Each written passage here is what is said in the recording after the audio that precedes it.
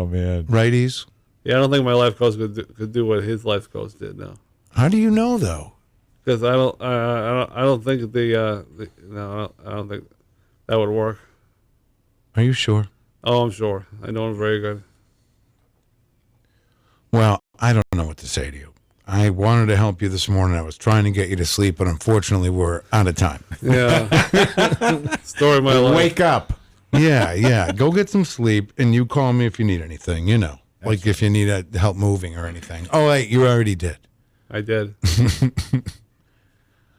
All right. Well, listen. Do you have anything to say to anybody? Yeah. Don't drink and drive. Don't drink and drive. That's what that's what the guy always says in the coolest cat in town. All right. The coolest cat in town, Rob Azevedo. Yeah, he always has some good things to say at the end of his show. Don't put a needle in you. Well, you're too good for that. That's right. You're not doing that, are you? No, it's a good thing to say though, because some people do that stuff. Unfortunately. Do you think he's changed people's lives? Maybe if he's changed his one, and it's a good thing that he does that public announcement. All right. Daryl, you have a wonderful day, my friend. You too, Peter. Get some sleep. Please. Yeah, I haven't asked you in a while, Daryl. I think I can get a ride home, please. Right on the air, you have to ask him. Yeah, I can handle that. I appreciate that. Only if you jump in the back. Yeah, on the way back. That's fine. I'm kidding. What if he falls asleep inside your car? That would be great. He'd get some Z's. I don't think he'll do that. It only takes 3 minutes to get home.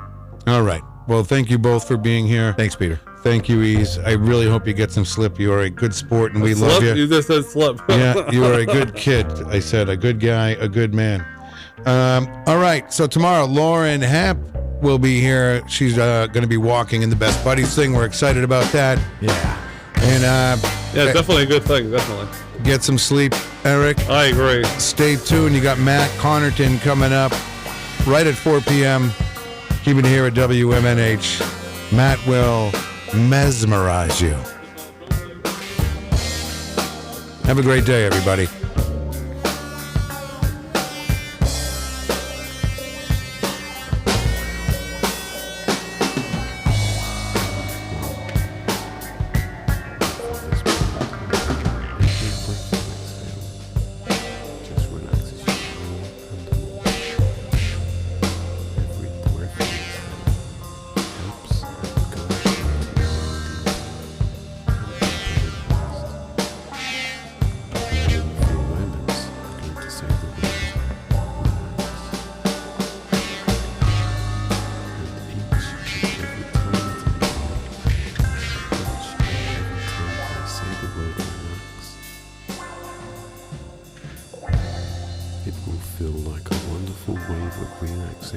Simply washes over your entire body. Relax. And a wonderful feeling of calmness. A wonderful feeling of complete relaxation washes over you. Every muscle, every nerve, and every fiber in your body relaxing more and more.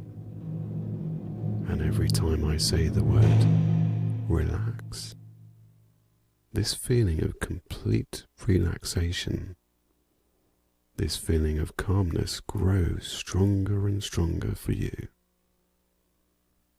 Relax. And a feeling of relaxation spreads from the top of your head down through your muscles in your neck.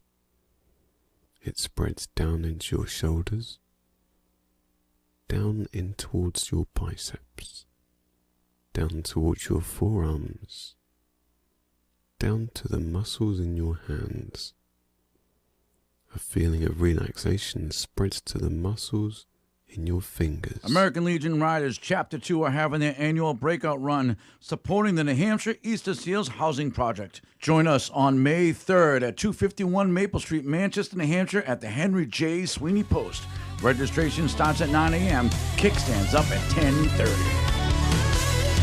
Rumbling down the open road, flags fly high, stories told. Freedom's wind in our ears, home rolling steel without a care.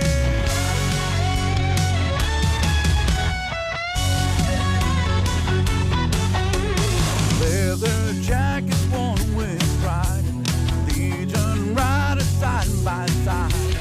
Rolling thunder never hides, for the fallen we will rise. May 3rd, Henry J. Sweeney Post. Registration starts at 9 a.m. Kickstan's up at 10:30. American Legion Riders.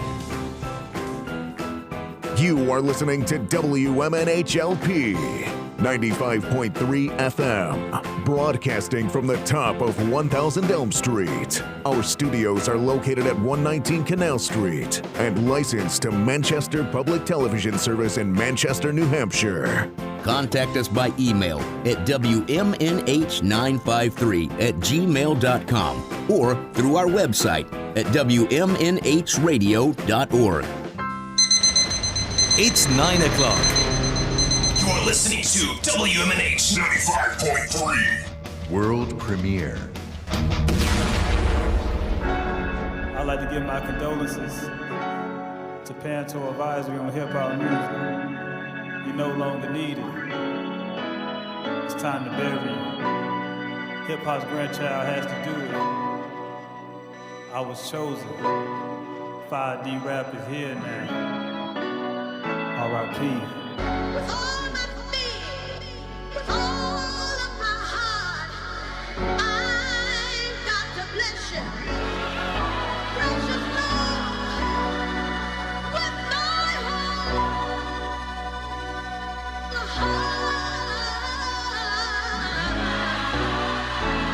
Moment of silence, the funeral's about to transpire.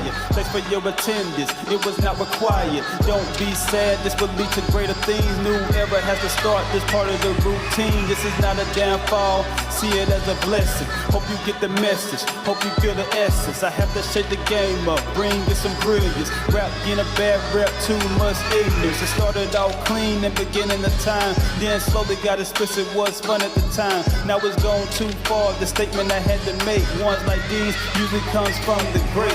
First now I said hip hop was dead cool. After that Jay made that the auto-tune. Now Chris saying R.I.P. to Parental Advisory. Another iconic time for rap history. R.I.P. Okay. Settle down. Only verse 1. Got verse 2. Be sad. Be happy. Celebrate. This is R.I.P. Parental Advisory. Let's go. Settle down, let the child speak, and be quiet, and listen, and hear my speech. Don't overreact, remain calm as I preach. Rap still would be fun, you heard it from me. You can still dance, nod your head, catch a vibe. Play it loud, with speakers, yeah, while you ride. Good beats, good hooks, yeah, that'll keep you satisfied. This a new wave, I ain't talking ocean tides, yep. But some fans switch to new genres. Only play old rap songs, don't bother. New songs toxic. Rather play R&B, reggae, dance hall, jazz, also Afro beats. Agree or disagree, rap is too decadent. Hip hop needs me, now I have to rescue it. And so long explicit songs, it was time for this. Yo, hand me the shovel, let's get the burying. R.I.P. I would like to thank you for attending this funeral service. Next up, we have food, drinks, music, 5D music that is, followed by the burial service. Thank you.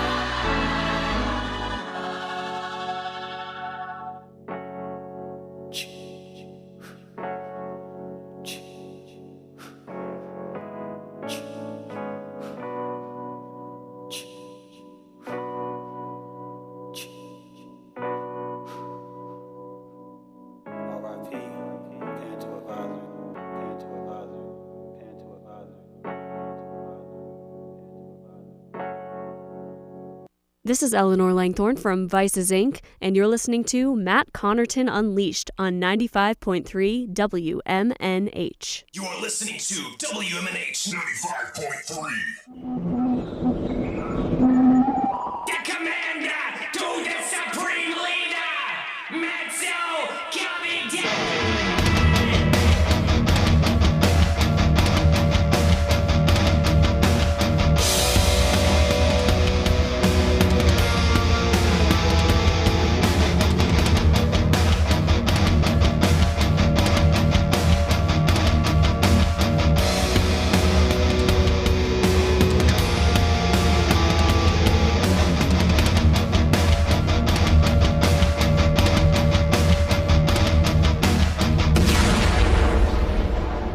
Welcome, everybody. Here we go. It is that time again. Matt Connarton Unleashed. And we are live from the studios of WMNH 95.3 FM in glorious Manchester, New Hampshire. Although it's a bit wet and rainy out, but at least it's spring.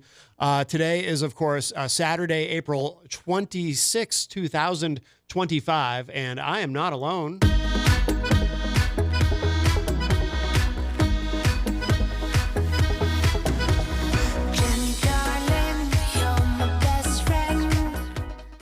Jenny is here at the news table. Good morning, sunshine. Good morning. Yes. So it's wet. Yeah, it's very, very wet outside. I think it's supposed to rain all day.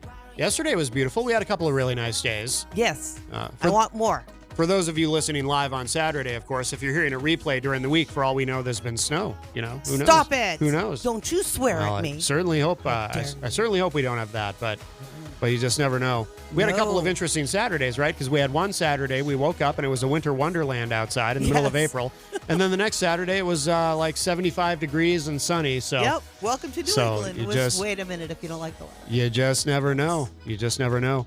But we also have a great guest in studio with us here, Nikolai Kane, and he is here to talk about his project Nociva. Good morning. Good morning. Welcome to the program. Thank you for having me. Let me put that camera on you there. I like your. I love your boots, by the way. Thank you. Those are really cool. And we're going to be. This is, by the way. So you were telling us off air. So this is your first radio appearance. Correct. So we're very honored that you're here doing this with us this morning, especially on a rainy Saturday morning. I really appreciate you having me. Absolutely. So in a couple of minutes, so we're going to play.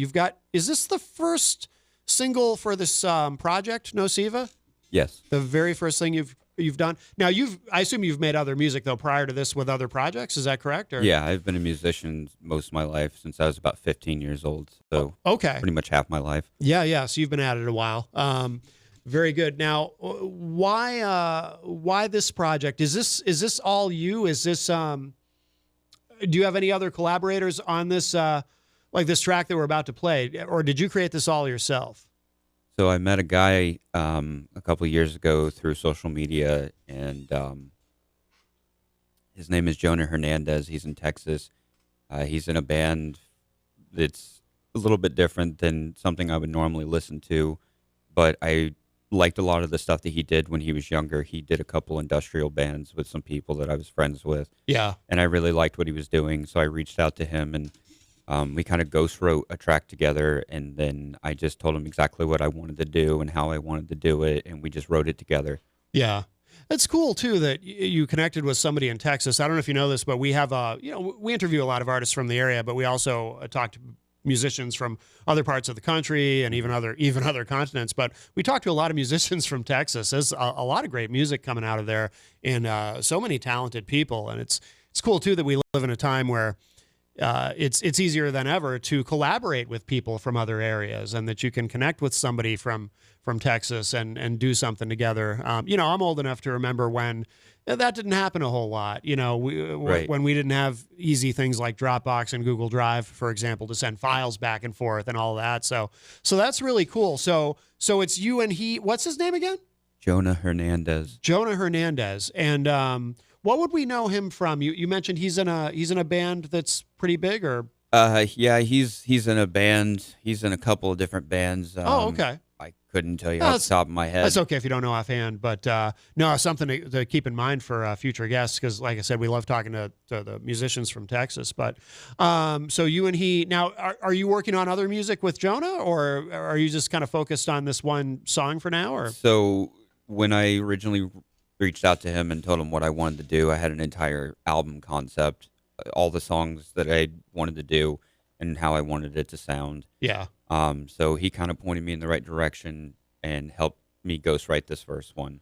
Cool. And then I've just kind of been doing it more on my own. And then when I decide, okay, I'm good with this, I'm going to send this to him and have him do his portion. Yeah. And then he'll just bounce it back to me through an email or a message, and I will do my portion and just back and forth working on it until it's done, and mix and master it. And when I feel it's ready, I'll release it. When you collaborate with somebody in this way, are you were there any surprises? And over the course of collaborating with Jonah, did any of this come out differently than what you had first envisioned, or any? Oh, absolutely. Did it? Yeah. Yeah, way more on the positive note than I was expecting. Oh, good. Mainly because most musicians are their own worst critics, and I definitely am. Yeah. But the idea that I had was loosely, what I wanted, and I sent it to him. And over the course of, I think, a month or so, we worked on this together. And then one day he sent me basically like a rough draft, and he was like, "What do you think of this?" And I'm like, "Yeah, 100%. That's what I want." Oh, cool. So we did that, and then when it came time for me to track the vocals, I was really nervous. I was trying to do something that I had always wanted to do, but I had never thought that I had the capability to do, mainly because people told me I couldn't. Yeah. But all of those vocals are completely unedited, just me in my room. And then I sent everything to him, and he just mixes and masters everything. Oh, very cool. Very cool. And the track is called Eternal Serpent's Scream? Correct. And what can you tell us about it in terms of what is this about? Is it just kind of a dark? So basically, what this is about is there is a lot of Carl Jung esotericism. In Okay. it. Okay. Life is all about duality, life, death, up, down, all of that. And I came from a very dark past where a lot of abuse and anger kind of was the thing. Yeah. That stuff will haunt people. Mm-hmm. You can either let that destroy you, or you can use that anger in a positive form. Yeah.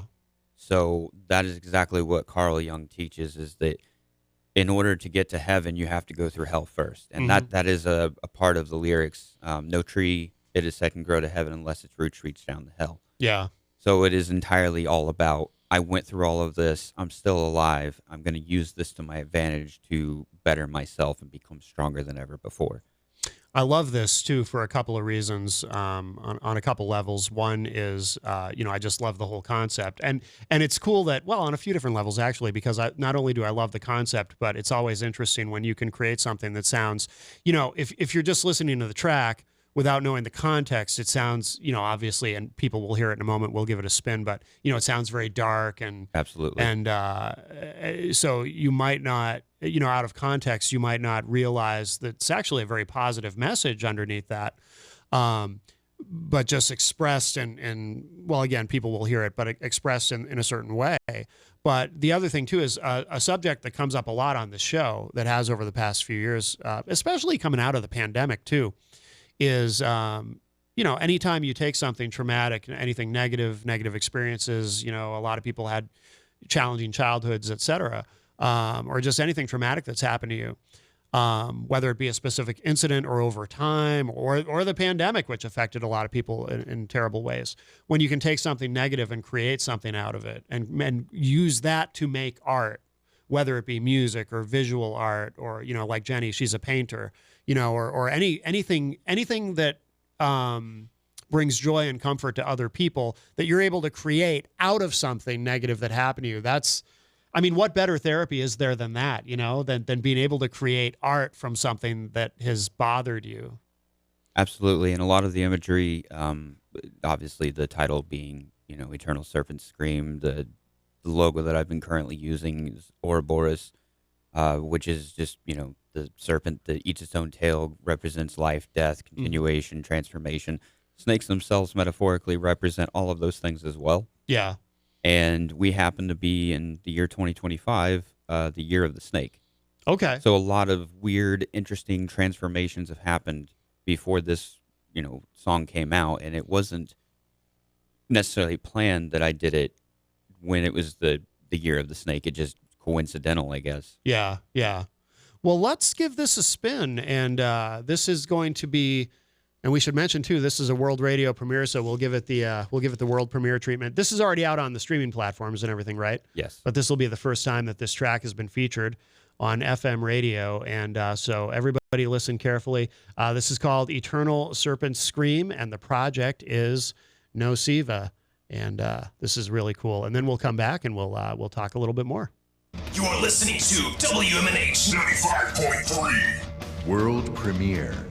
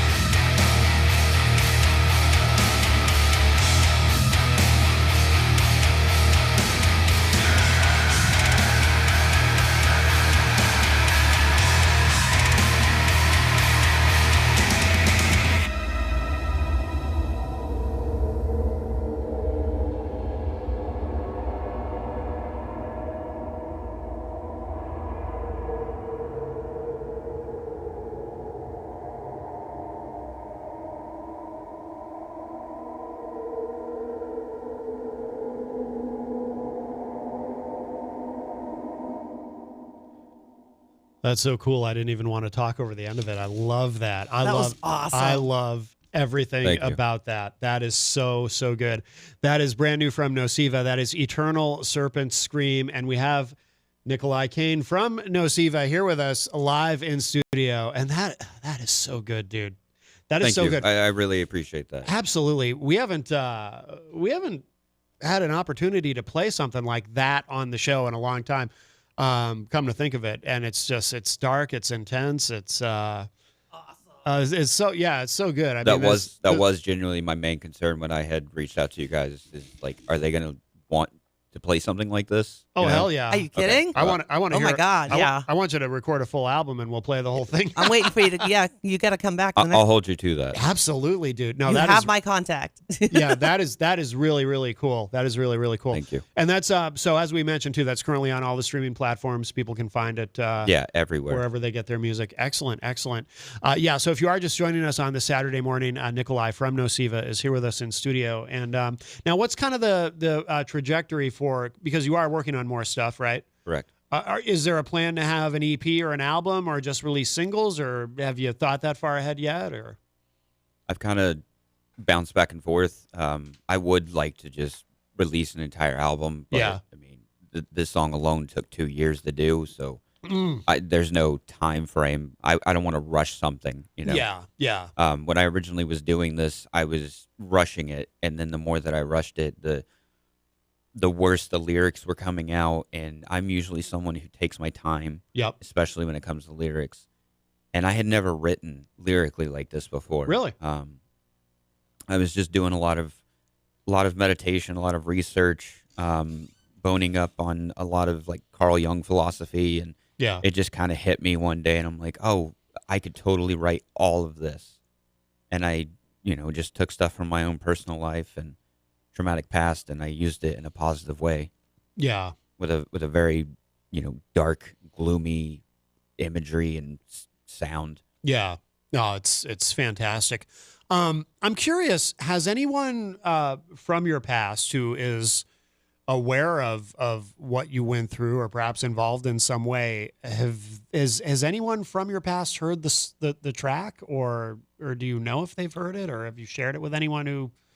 A lot of people that I'm either friends with or some of my own family. I don't really talk to a lot of my family, but the family that I do keep, they have all heard of that. And, my friends, for example, they love this for me because they're like, oh, this is what we always thought you would do. But this is much darker than what we were expecting you were going to do. No kidding. Yeah. And then my family kind of is just like, they're supportive, but they're like, I don't get it. Sure. Sure. Yeah. But it's cool though that they're still supportive. That's right. That's really good. That's really good.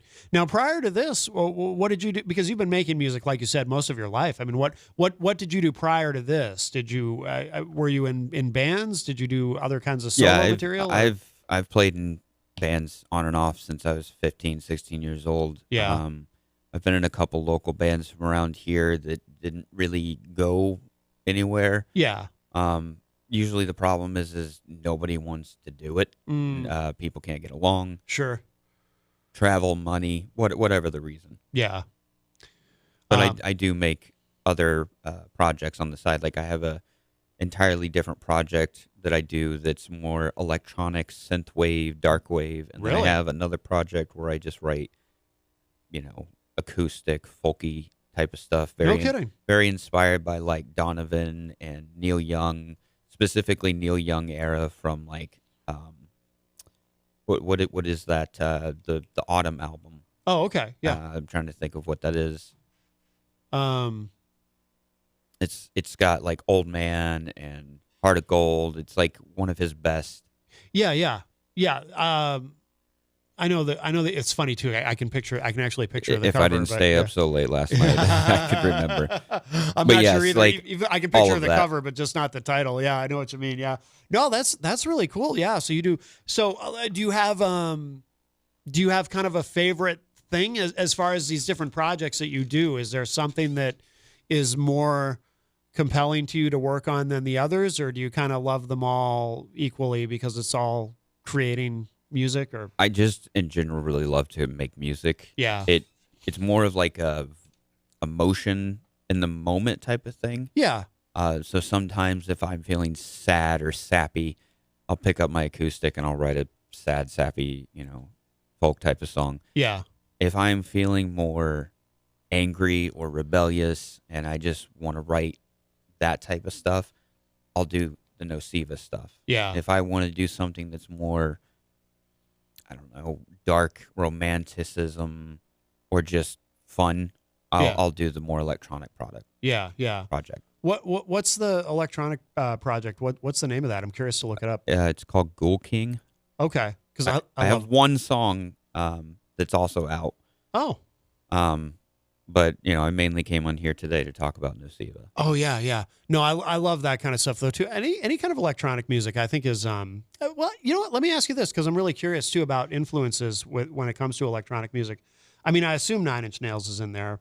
Nine Inch Nails is more so, I would say, in a lot of like the Nociva type of stuff. Yeah. But some of the electronic songs that I have written, whether they're finished or not, definitely Nine Inch Nails, Yeah. Ministry, Skinny Puppy, like all the original greats. I've also been highly inspired over the years by the original keyboard player from Marilyn Manson. Oh, okay. I forget. I don't remember his name. His real name is Stephen Beer. Okay. He was Pogo, and then he was also like Madonna Wayne Gacy. They changed his name. Yep. I became friends with him on social media way back in like MySpace, and I've had him on Instagram, I don't know, over 10 years now at this point. And every once in a while, like, I'll reach out to him and be like, hey, I was looking at wanting to get this. Do you know anything about it? Or if I wanted to learn to do this, how can I do this? Yeah. And he's been cool enough to kind of point me in the right direction, but flat out being like, I'm not going to tell you how to do this because then you're going to take my secrets that makes me unique. Sure. Because he was very unique in that band. Yeah. Oh, absolutely. Yeah. But from what I have learned over the years from him, like his kind of like just loosely guiding my hand, being like, well, you could try this. Mm-hmm. And then figuring it out on my own, I've learned how to do a handful of things that he could do, and not really anybody else can do this. Yeah. That's really cool too to have a mentor, right? I mean, I've told him so many times, like, you're the reason I picked up a keyboard. No kidding. Which yeah. is 100% accurate. Oh, very cool.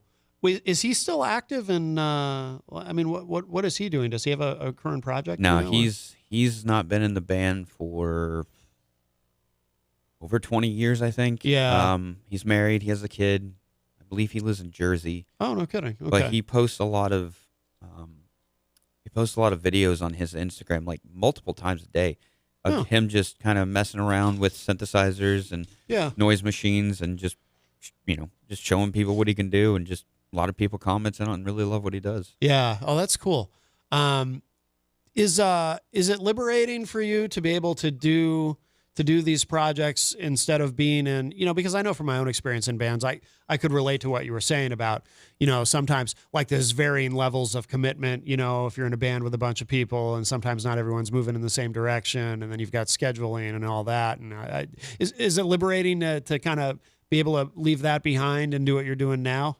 It's liberating in the fact that I can kind of step away from the drama aspect of those things. Yeah. And just kind of do whatever I want in my own way, and no one's going to be like, oh, I don't like that. Yeah.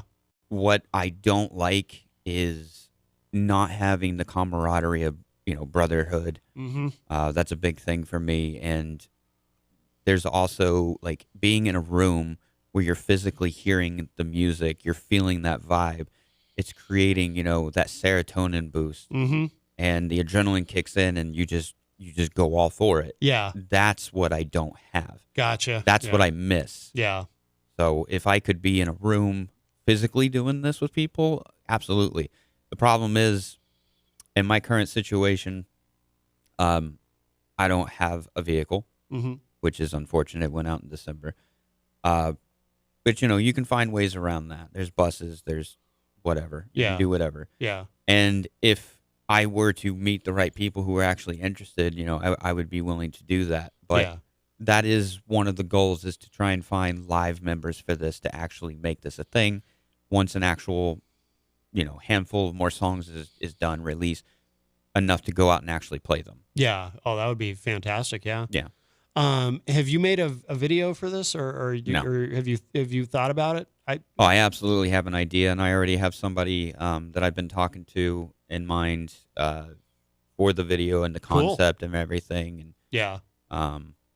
There's been the idea tossed around by my girlfriend, actually, knowing that I don't really like snakes. Like, I'm cool with them, right? But she recommended that I do some kind of creepy warehouse, abandoned hospital, whatever, with snakes involved, obviously, because the name of the song and what it's about. But, yeah.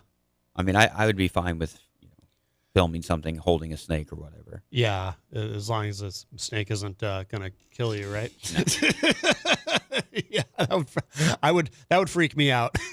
Nope, no, thank you. Yeah. I will be on the other side of the planet. Yeah, call us Indiana Jones. We don't need any snakes. Do snakes. Yeah, no. But no, that's cool though that you're going to do something, because that song, yeah, it needs a video. Absolutely, that would be amazing. That would be amazing.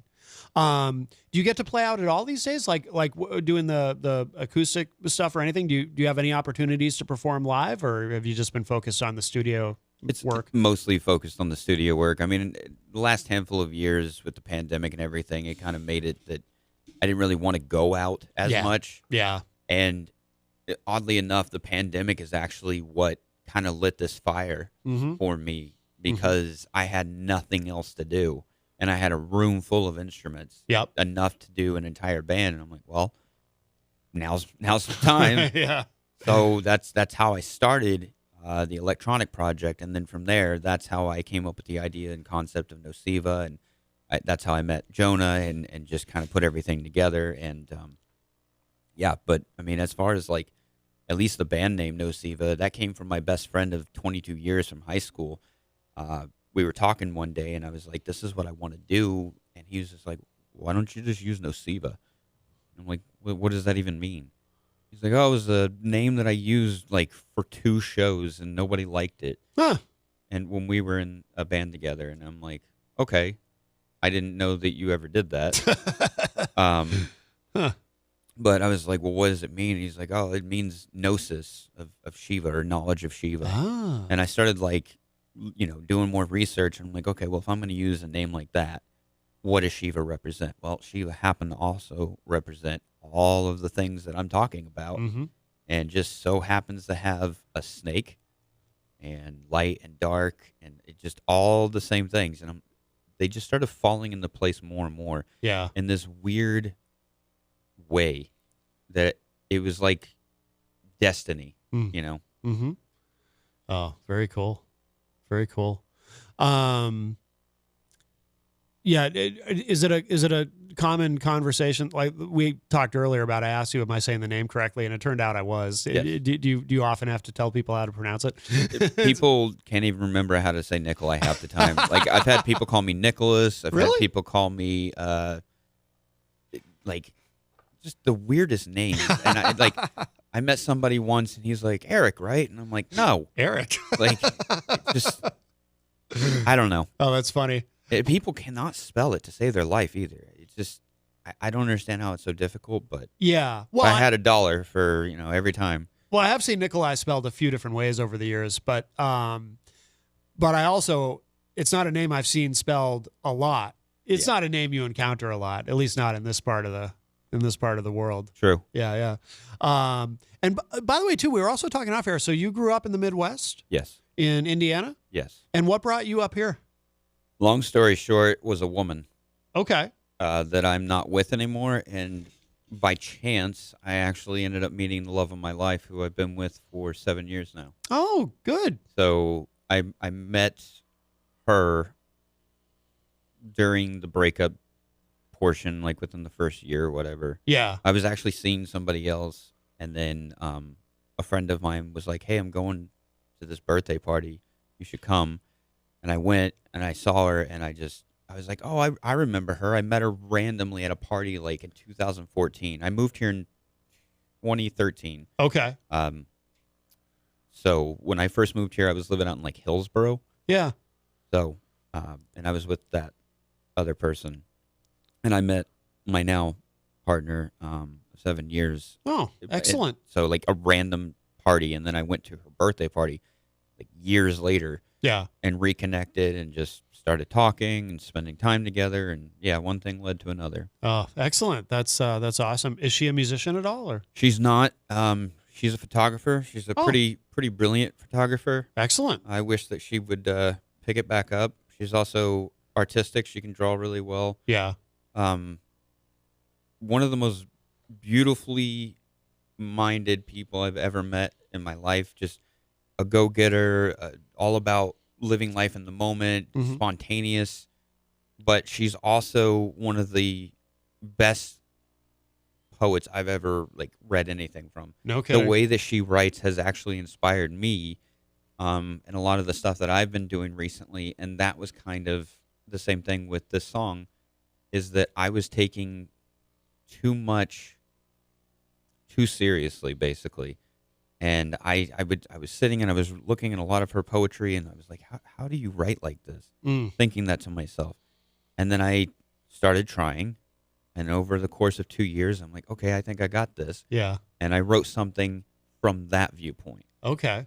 And I explained that to her, and I'm like, I'm not taking anything of yours. I'm just taking the way that you do this, because it's different than how I normally would write. And because I've done that, I've been able to come up with so many like more interesting things than I've ever done before, because of the way I used to write. It's just not the same anymore. Yeah. It's gotten better. Yeah. Cool. Oh, that's very cool. That's very cool. Do you have any idea when you might have another Nociva track? I know you don't want to put a timetable on it, but do you think in the next year you might have something? Or I'm just dying to hear more. I love that song so much. I absolutely want to release another one. Yeah. Within the year, if not sooner. It's just a matter of time. And will you continue to work with Jonah? Oh yeah, absolutely. Yeah, cool. Jonah and I don't know each other incredibly well, but like the times that I've worked with him and talked to him, like he's like a brother already. Yeah. Like we shoot each other text messages or send each other memes and, TikTok videos and stuff. So like I look at him at this point, like, okay, like we're locked in. Yeah. I like what this guy does. He was also one of the first people to tell me, don't think so lowly of yourself, because when I sent him my vocals, I'm like, these are probably going to be bad because I've never taken lessons for this. Oh, no and kidding. He was just like, dude, I've been doing this stuff for like years, and you're telling me that you only learned how to do this within like under 2 years. That's pretty impressive. Yeah. And I'm like, okay, well, maybe I can naturally just, do this. Yeah. So he believes in me, and that's why he also wanted to work with me, because when I reached out to him originally and said, this is the idea I have, he immediately locked in and was like, yes, I want to work with you. Yeah. And he won't just work with anybody. Yeah. Yeah. So that's really cool. And there's something about creativity that bonds people. Oh yeah. And you can, like you said, you've never met him. You've just worked with him on the music, but you've never met him in person. But it's like when creating something is involved, it's like there's a bond that forms that kind of transcends actually meeting the person. You know what I mean? I don't know if I think you know what I mean. I'm not really articulating it very well, but no, I know exactly what you mean. Yeah, but I've like video chatted with him a handful of times. Oh, okay, yeah. So you've seen each other. Yeah, he's actually younger than me. Is he? Yeah, yeah. Yeah, I'm curious to look him up now. I'd like to see what bands he's in, because he sounds like a pretty interesting guy, and obviously he's doing great stuff. So, plus we love those musicians from Texas.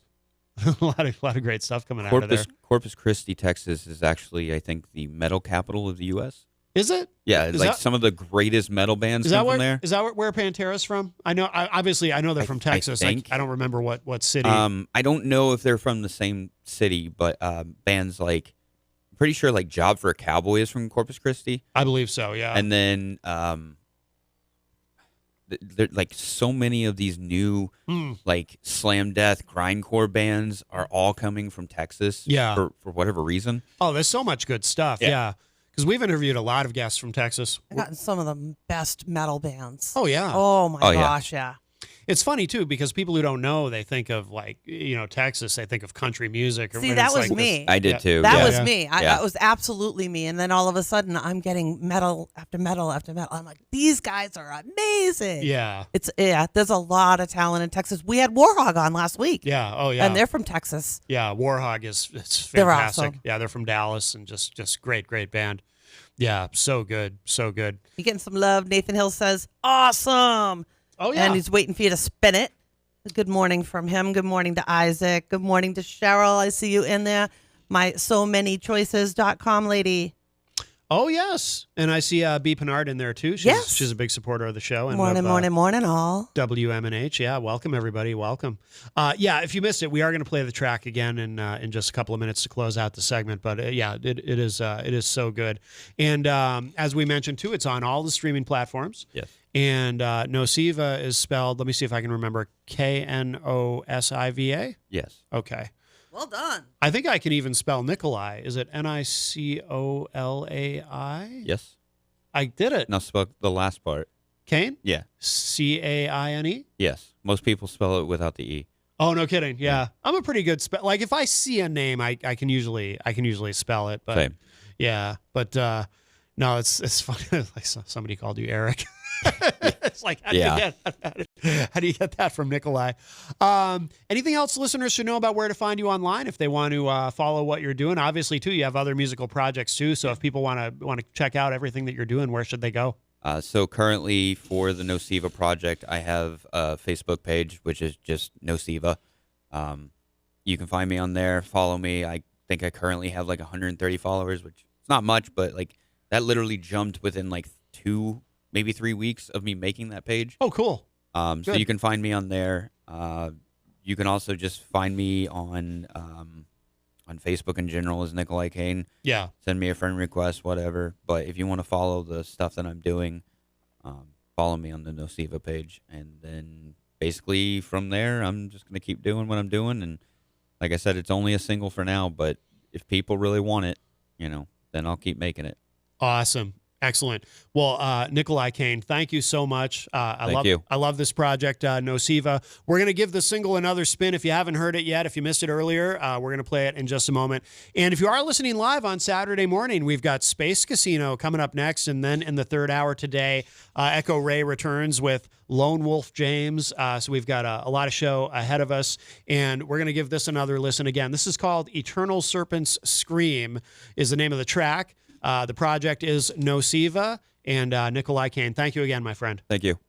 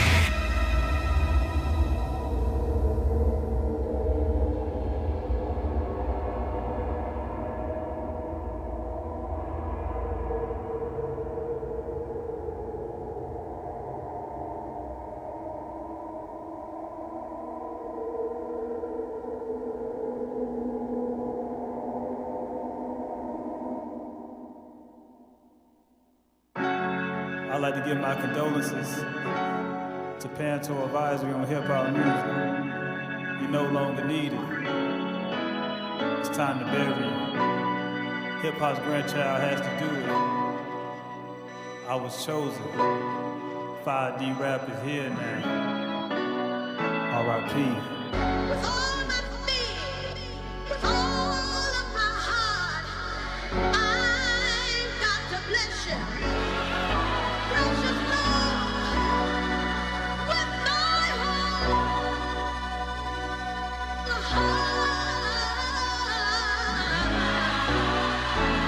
Moment of silence, the funeral's about to transpire.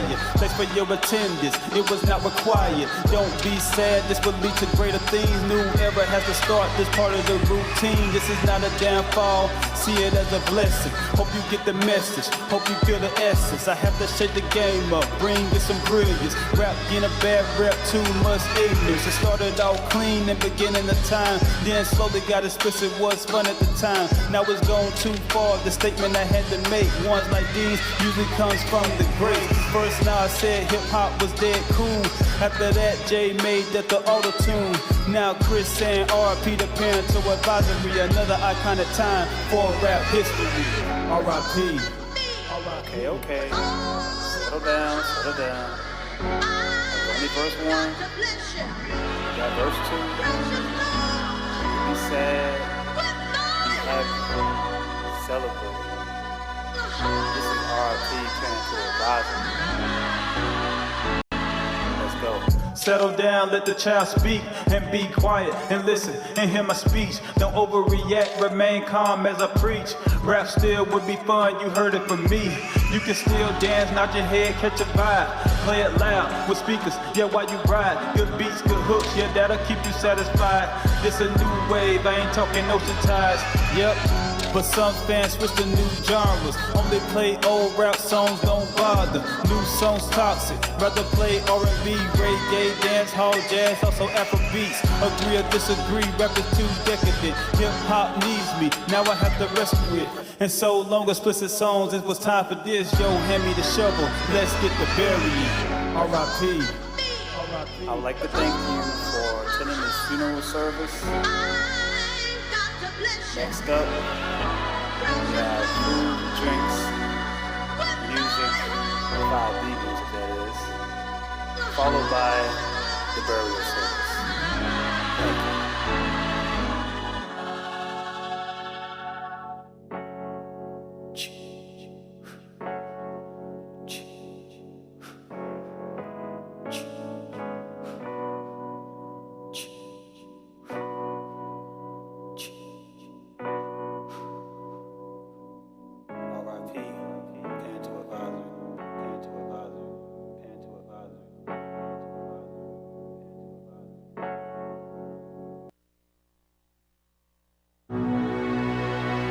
In times of crisis, you need a law firm that stands by your side. With over 40 years of experience, Craig & Getsoulis is dedicated to fighting for your rights. As former state prosecutors, our attorneys have the knowledge and trial experience to provide an aggressive defense against any charge, from DUIs to homicides. If you've been injured, our compassionate team will assess your case and fight for the compensation you deserve. Serving all of New Hampshire, Craig & Getsoulis is here when you need us most. Visit CraigGetsoulis.com for a free consultation. Craig & Getsoulis, your advocates, your allies. Bring your kitchen to life with Queen City Cabinetry. Located at 87 Elm Street in the historic Sunbeam Mall in Manchester. Open Monday through Friday, 9 a.m. to 5:30 p.m. and Saturdays, 10 a.m. to 2 p.m. They can be reached at 603-222-2007 or on the web at QueenCityCabinetryNH.com. Come see the possibilities. Queen City Cabinetry, another proud sponsor of WMNH. Diz's Cafe is the place to put a smile on your face. Judy and the crew will take care of you. Bring your appetite and treat your taste buds right. Diz's Cafe is always a winning choice. Breakfast, lunch, or supper. Diz's Cafe at 860 Elm Street in downtown Manchester. Dine in, take out, or make a reservation. Call 603-606-2532. Eat, drink, and be happy. Diz's Cafe. When it comes to keeping WMNH on the air and your own personal or business computer needs, trust Groland Computers. Located on Elm Street in Manchester, Groland handles computer repair, virus removal, and custom-built systems. Are you looking for budget-friendly options? Check out our selection of fully inspected used computers. We offer tailored on-site solutions. No unnecessary expenses here. Visit Groland.com or call Groland Computers at 603-645-0101. Your tech, your way. Trust Groland Computers.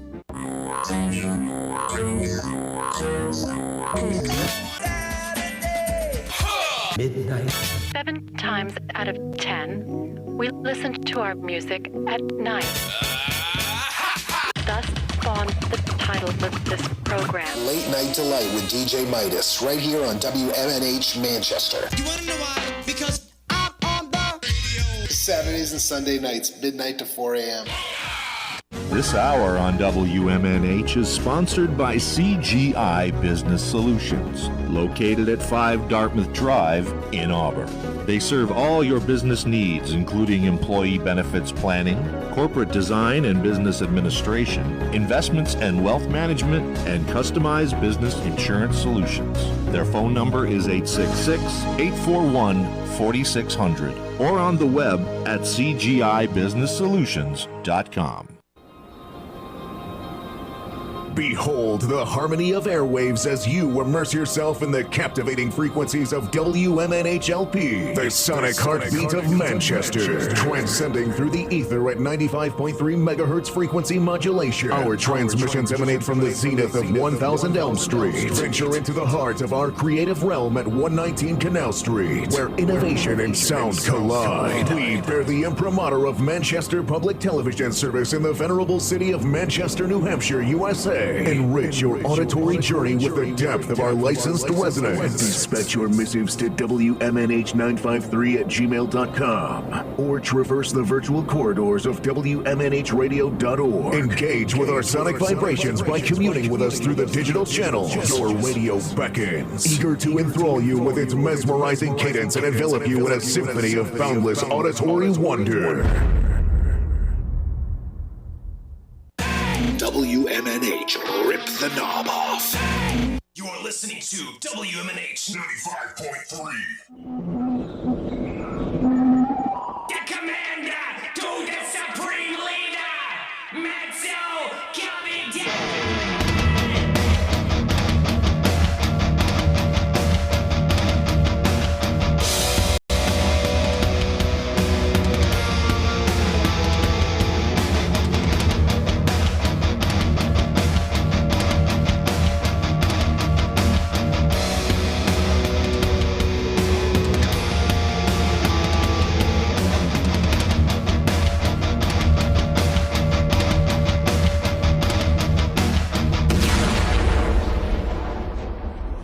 Welcome back, everybody. If you're listening live on Saturday, April 26, 2025, we have entered hour number 2, numero dos of Matt Connarton Unleashed, and we are live from the studios of WMNH 95.3 FM in glorious Manchester, New Hampshire. And of course, you can stream the show from anywhere in the world. Go to mattconnarton.com/live for all your streaming options, social media links, contact info, show archives, etc., etc.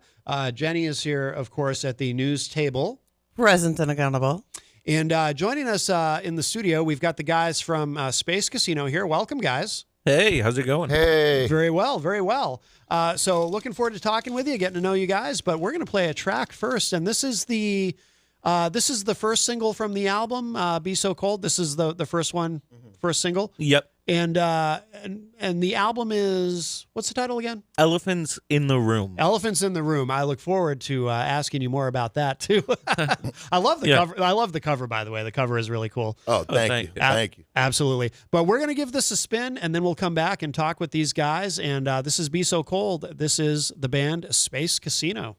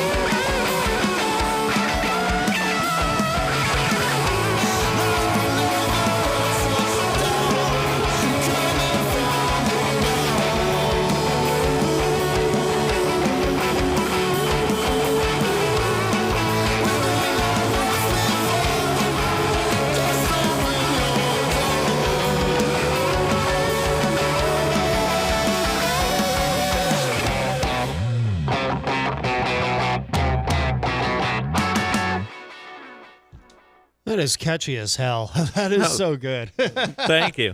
You got it. Absolutely. That is called Be So Cold. That is the band Space Casino. And we've got, we've got Jared, Seamus, and Nick with us today on the program. And who are we? You guys are a four-piece, right? We're missing one guy? Yeah, we're missing one. He was still on the couch when we left the B&B.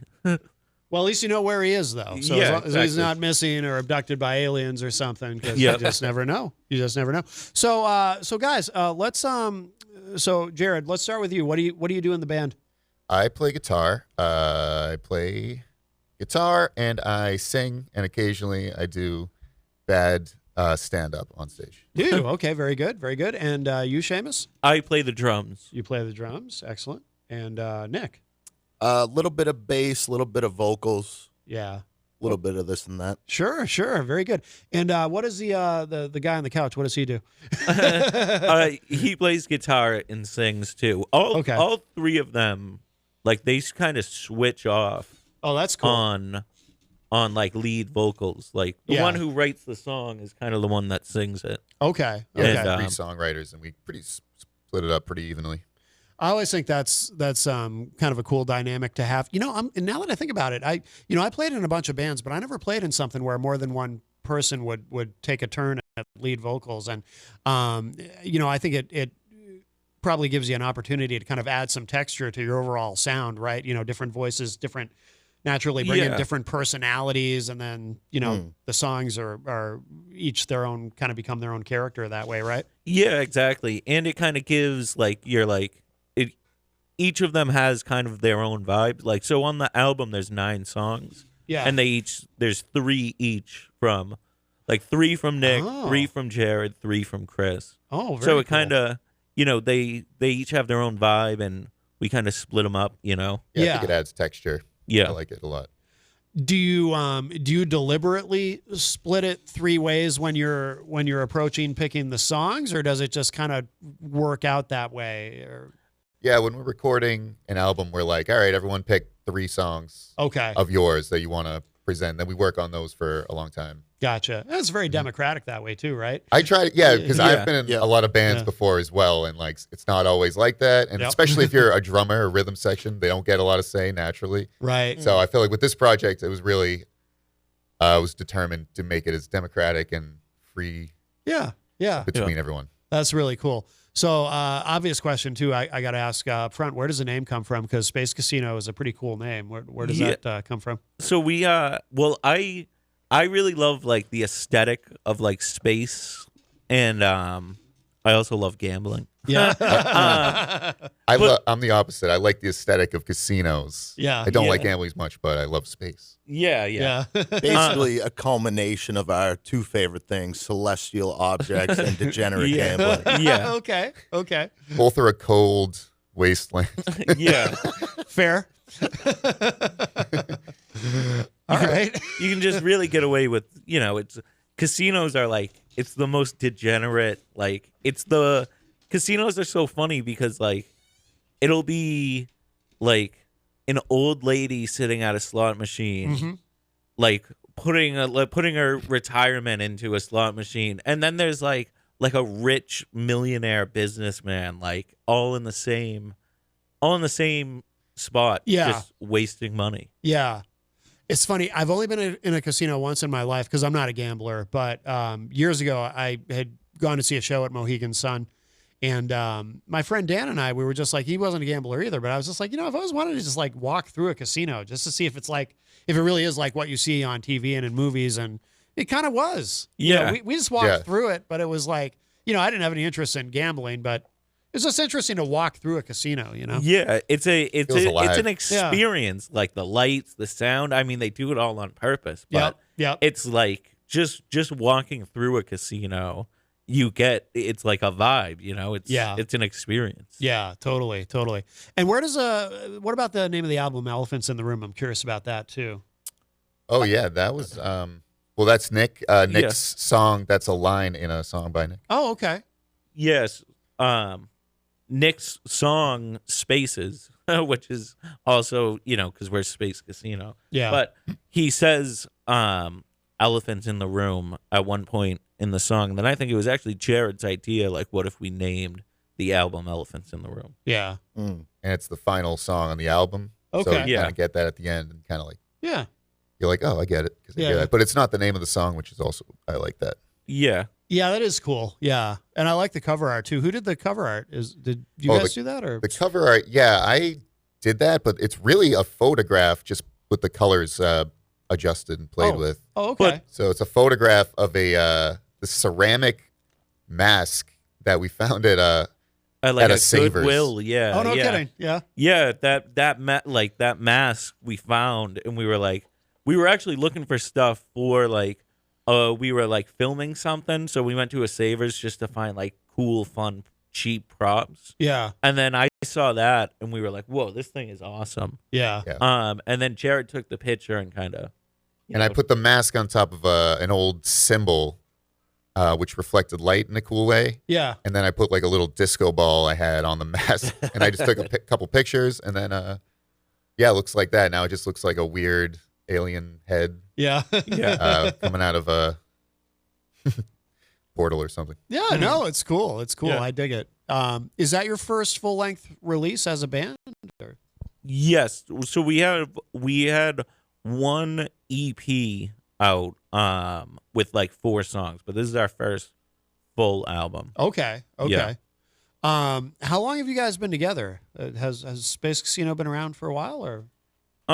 We've been playing together for probably like 8 years. I think the Space Casino project is like Maybe 4 or 3 5 and a years half, old. 5 years? Okay. Yeah. Okay. Yeah, well, because we started the first like Space Casino show was like January 2020. Okay. And we were like, this is gonna be our year. Yeah. And then we didn't play again until like a year and a half later. But That club closed soon after. yeah. That club closed because of COVID. Yeah. And then we couldn't practice or do anything. But then once places started opening back up, like 2021, we've been going pretty steady since. Yeah. Yeah. Good.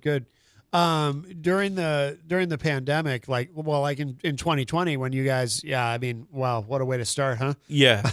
Yeah. But we were even jamming together before that. We all went to the same high school. Oh, okay. Actually, yeah. Oh, cool. Yeah, actually, Yeah. probably longer than 8 years then. Probably like Well, I mean, jamming together. 12 years. They We've been jamming. they went to Amherst, and then me and my friend Scott, who was also a musician, like I would drive up and party with them in Amherst. Yeah. So, Oh, okay. yeah. Jamming, Jam. drinking jam Yeah.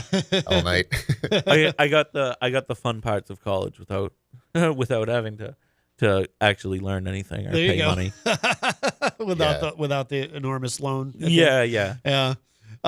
Has it always been the same 4 guys? Is it always Space Casino? Yeah, or- we had like our friend Scott was in the band. It was kind of like a rotating chairs, but Yeah. kind of us three kind of always remained. Yeah, and for the last, we added Chris, the guy on the couch, like a few years ago. But like this lineup of Space Casino has probably been like the most consistent. Okay. Like the 4-piece. Yeah. Has been a because few we kind of years started now. the Space Casino project. Yeah, exactly. And then yeah. Are you guys playing a lot of shows these days? Obviously, where you're from, because we should say too, you're from, I forget now, but it's Boston area. Yeah. South Shore, Boston, South Shore, Weymouth area. But we play a lot in like Cambridge, Somerville, like Worcester. Yeah. We love going out to Worcester. Have you ever been to Ralph's Rock Diner? Oh yeah, Ralph's is legendary. Yeah. That place is so cool. Yeah, we love playing at Ralph's. I haven't been there in a very long time, but yeah, I used to when I was still playing in bands. Yeah, we would play there. Yeah, that's a great. Well, Worcester had. I don't know if there used to be a place there called the Atrium. I don't think that's there anymore, though. Is it? I don't know. You heard of the Atrium? Sounds familiar. I've never been though. Yeah, it's probably gone. But that was a really cool place in Worcester. There was a bunch of cool places, but yeah. So you guys are. But I can see where with your do you feel with your sound that you're directly influenced by the Boston music scene? Because you sound like you're of that area. You know what I mean? Like. Oh, that's neat. I don't think so. I don't know. We have a lot of different tastes. Yeah. I feel like there's a lot more hardcore punk and that kind of energy in Boston. Yeah. But there's also a lot of fusion stuff Yeah. as well. Yeah. We're a lot of times we're like the softest. We're not the softest. You know what I mean? Like we're usually like the lightest band on the bill. Most like there's a lot of really heavy like hardcore like pop punk like that sort of scene. Yeah. Yeah. But I mean I would say we are still we're still But slightly we are kind of like heavier, so I guess that makes sense coming from. It's in the water. Yeah. Yeah. I mean, I was a big fan of Aerosmith in my younger days. Not really these days. But Yeah. that is Well, you hear the same 6 songs on the radio. Yeah, so much, exactly. It's like, oh god. Yeah. No, because I can imagine like the college crowd really getting into you guys, you know, in the Boston area and you know college radio and all that. So, now do any of you also play in other projects? Because it seems like everybody we have on the show lately, everybody's got a million different projects in addition to whatever they're on the show to talk about.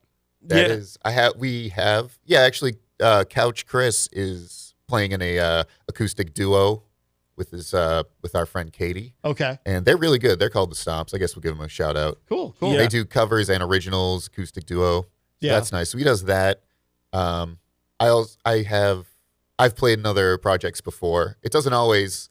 Sometimes you don't have time for 2 projects. Right. If you really want to get into something, but I know people are in like 7 projects. Oh yeah. Oh, there's some. I don't get how people. There's so many drummers. Like that's like the joke is like, oh, like my drummer's only in 4 other bands. You know. That comes up a lot on this show. Yeah. Every drummer is in multiple bands. And I don't understand. I barely have time. To be in this band. Yeah.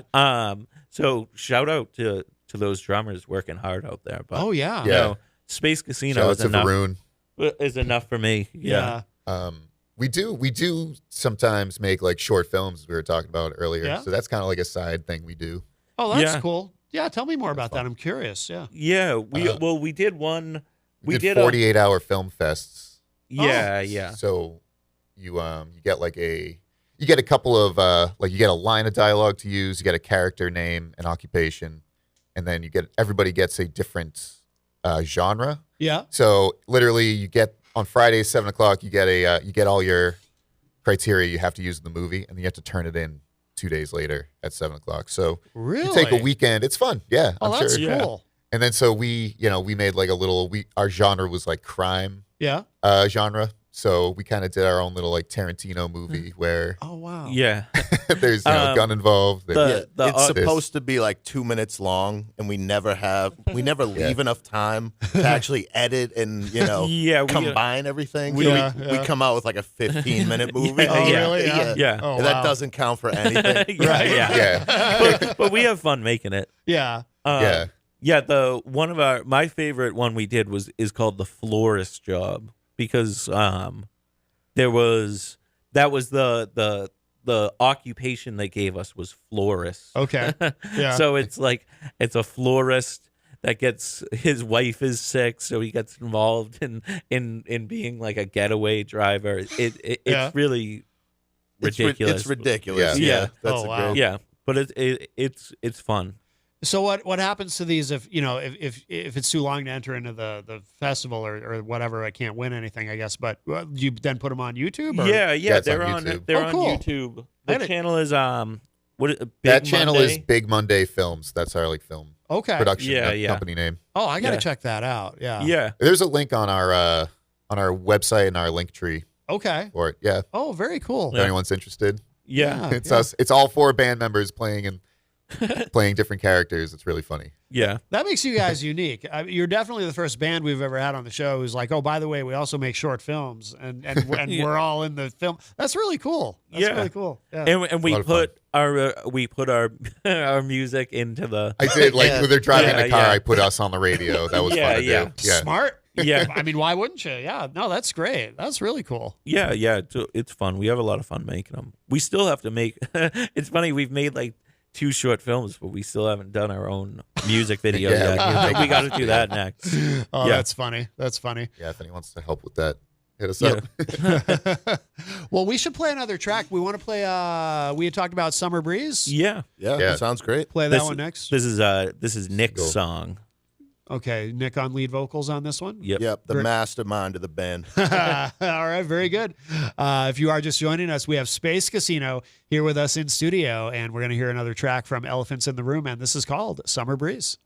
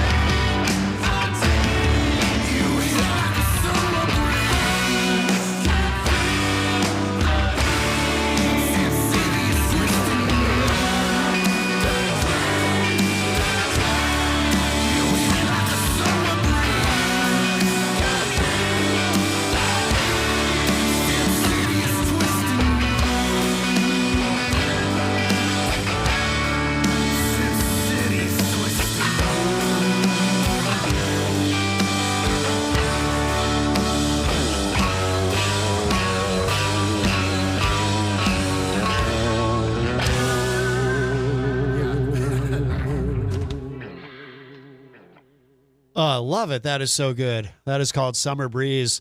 The band is Space Casino, and we've got 3/4 of Space Casino here with us in studio. And I love that. Nick, I love your voice on that, too. Oh, thank you so much. And that's actually, you're playing the guitar solo on that? Yeah, so I wrote the bass track at first, and we kind of layered up everything. I love how the harmonies come together on that chorus. Yeah. It's just like very, very vast, like dense sound, which is really nice. Yeah. And then on top, I just laid a quick, beautiful guitar solo. Yeah, as yeah. well. No, everything about that is really good. I bet that is that a crowd favorite when you play that one live? Is Yeah. that- yeah. Very cool. Very cool. Where did you record? The album sounds incredible. Where? So actually, huge shout out, Ugly Robot Studios, which is in Quincy, Massachusetts. Okay. Kevin Grady. Yeah. We really, recorded, really nice job. He did a great job, honestly. Yeah, we recorded the whole thing there. It's also right down the street from my house, so that's nice. Nice. But we recorded the whole thing there. We met him through he's in a couple of bands. We met him through like, doing shows. Yeah. And then he mentioned that like we met him at he was doing a house show in his studio. Okay. And then Yeah, he studio's mentioned a basement in a house. Yeah, yeah. But it's a nice. But it's very nice. but he's done it up. It's well done. Yeah, and they have like shows, and a lot they of do, hardcore shows. Yeah, they Oh, do a cool. lot of shows there. Oh, wow. And so we met him through like playing music, and he mentioned that he records bands. So then we decided to give it a try, and then Yeah. we were like, oh, definitely, because at first we were like, well, let's go in and see how it is. But Mhm. then after a couple sessions, we were like, oh yeah, we're definitely doing the whole album. Just easy to work with. Like, just like, Yeah, he yeah. gets it. Yeah. You know? Yeah. Good sound engineer, and also, gives good pointers, but isn't like, he's not trying to tell you, he's not trying to produce it, Mhm. but he'll throw out a suggestion, and usually it's a good one. Yeah. Yeah. Oh, that's cool. Yeah, there's so many options as far as, especially in your area where you guys are from. There's it's funny too, because there was a time when people kind of predicted that recording studios would be a thing of the past at some point, because you have so many options now. Like you can record at home and come Yeah. up with something that sounds like it was done in $1 million studio, you know? Yeah. But in reality, I mean, recording studios are still thriving, even though a lot of musicians are finding other ways to record too. So Yeah. Well, the thing is, and we self-recorded things in the past, and like, I mean, If you don't know what you're doing, you're not going to get a good, decent product. I've heard, some people are really good at it, but I think for us, we just wanted to focus. The thing about when you're doing it yourself, you're also like, you're not just focusing on the music. You know what I mean? It's nice to when you just have somebody else doing it for you. Yeah. You don't have to worry about your dog crashing or your lexicon, Yeah. So I think for us, we were like, well, no, let's go to a studio, have them do it. That way we can just focus on, giving it the best takes we can, Yeah. Yeah, I mean, I feel like nowadays you just have so many jobs as an artist. So Mhm. you have to like your marketer. That's true. Your producer, everything. Yeah. So if you can afford it to take away one of those jobs, I feel like it's worth it. It helps you focus on the other ones. Yeah, that makes sense. Yeah. You plan to record with him again in the future? Yeah. We're working on like a new LP. Oh, you are? Okay. Yeah. If you already started? We started recording, like nothing to advertise yet, but Okay. on the horizon it will be coming out probably next year. Oh, very cool. Very cool. Yeah, a few Yeah. months. Yeah. Full album? Yeah, probably. Yeah. We might. I mean, we Some might even just singles. release a song. The first song we might just release it, see what happens. Yeah. Because Elephants in the Room we released in January, so it's still kind of pretty fresh. But yeah. But there's no sense in Yeah, you can only play the same songs for so long. before Right. you get Yeah. sick of 'em, so we got to come up with new stuff. Right, Yeah. right. No, that makes sense. Do you guys do you play anything? Is there anything that you play live that hasn't been released yet that you kind of sometimes bands will kind of workshop material, in front of an audience in a sense. Yeah, we've done that. Yeah, this new song. Yeah, we try and cycle in like a couple different tunes every show just to kind of keep it, lively, keep it mixed up. Yeah. So we have a couple, in the works. Yeah. And then sometimes we'll bring back like really old stuff. Like one of the songs one of Jared's songs that he just went back to start recording is a song from like before even our first like LP. Really? That he was, but then he was. We'll like, We'll also play old songs like from the first EP, and like we'll change a part or modify it in a way, or add something new to it just to keep it fresh. Yeah. Yeah. That makes sense. Yeah. Yeah. Very cool. You guys want to play? We should play another one from the album, of course, Elephants in the Room. What do you guys want to play next? Totally up to you. I guess we give Chris a song. Yeah, maybe Rain On, I guess. Pashmina. I think maybe Pashmina. Yeah. Or we can do Rain On too. Oh, it's the other like single, maybe. Oh yeah, right. It's a single. Which one? Let's try Rain On. Rain On, 'cause it's raining outside. Yeah. Oh, that's true. Yeah, very apropos.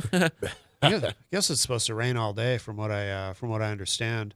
If you're just joining us on Saturday, we do have a Space Casino here with us, live in studio, and we're going to play another track from this incredible album, Elephants in the Room, and this is a little bit slow to download. It will download. It's just being slow. Anything we should? Well, I'm waiting for that. Anything we? Here it comes. Well, anything? I'll ask you anyway. Anything we should know about this track before we play it?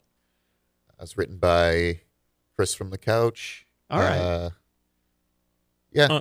I don't know. He's not here to talk about it. So. That's true. Yeah, he's not here. All right. We love you. It features some nice cowbell work from me. Yeah, almost more of like an acoustic. It was based around acoustic guitar at first. Okay. So it's maybe like a lighter sense of the album. So. Okay. All right. Very cool. Yeah. So we'll give this a spin. This is called Rain On, and the band is Space Casino.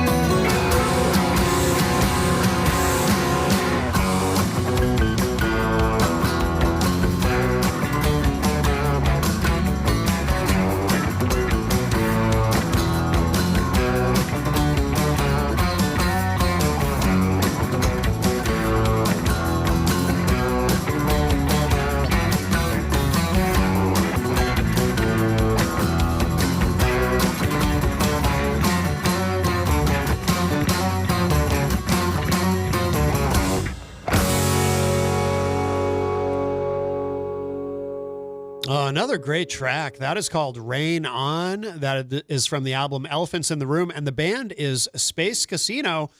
We have three of the guys from Space Casino here. And the gentleman who sings on that song and wrote it is, so that's Chris from the couch, right? Yes, Yeah. yes. But no, great song though. Oh, yeah. Really, really good. And we were kind of talking off air while I was playing. I said his vocal delivery, he kind of reminds me a little bit of Bono. And it's really good. Yeah, we heard a little bit of Irish brogue in his singing in the studio once, and it was a lot of fun. Yeah. But yeah, great. I like his guitar parts. He wrote most of them there. They're really nice. Are any of those songs on the album? Is there anything that is difficult or was difficult to play live? Because it's the material's pretty sophisticated in terms of the different parts and. Actually, that song, more than anything, I feel like Chris throws on like a capo. He switches from acoustic one show, then he'll do electric at the other show. Yeah. And it's just kind of, it's always been one where maybe we don't want to play it. I don't want to put my capo on my guitar or whatever. Certain songs are definitely trickier than others, but Yeah. we play them all live. Yeah. That one particular is that's probably one of the trickiest, but it's a lot of fun too. Yeah, there's definitely for me on the drums. There were definitely a few songs. There's another one of Chris's songs is called Pashmina Blues, where I'm doing a pretty fast like hi-hat part. Yeah, and in the studio you get multiple takes, so you can just do it.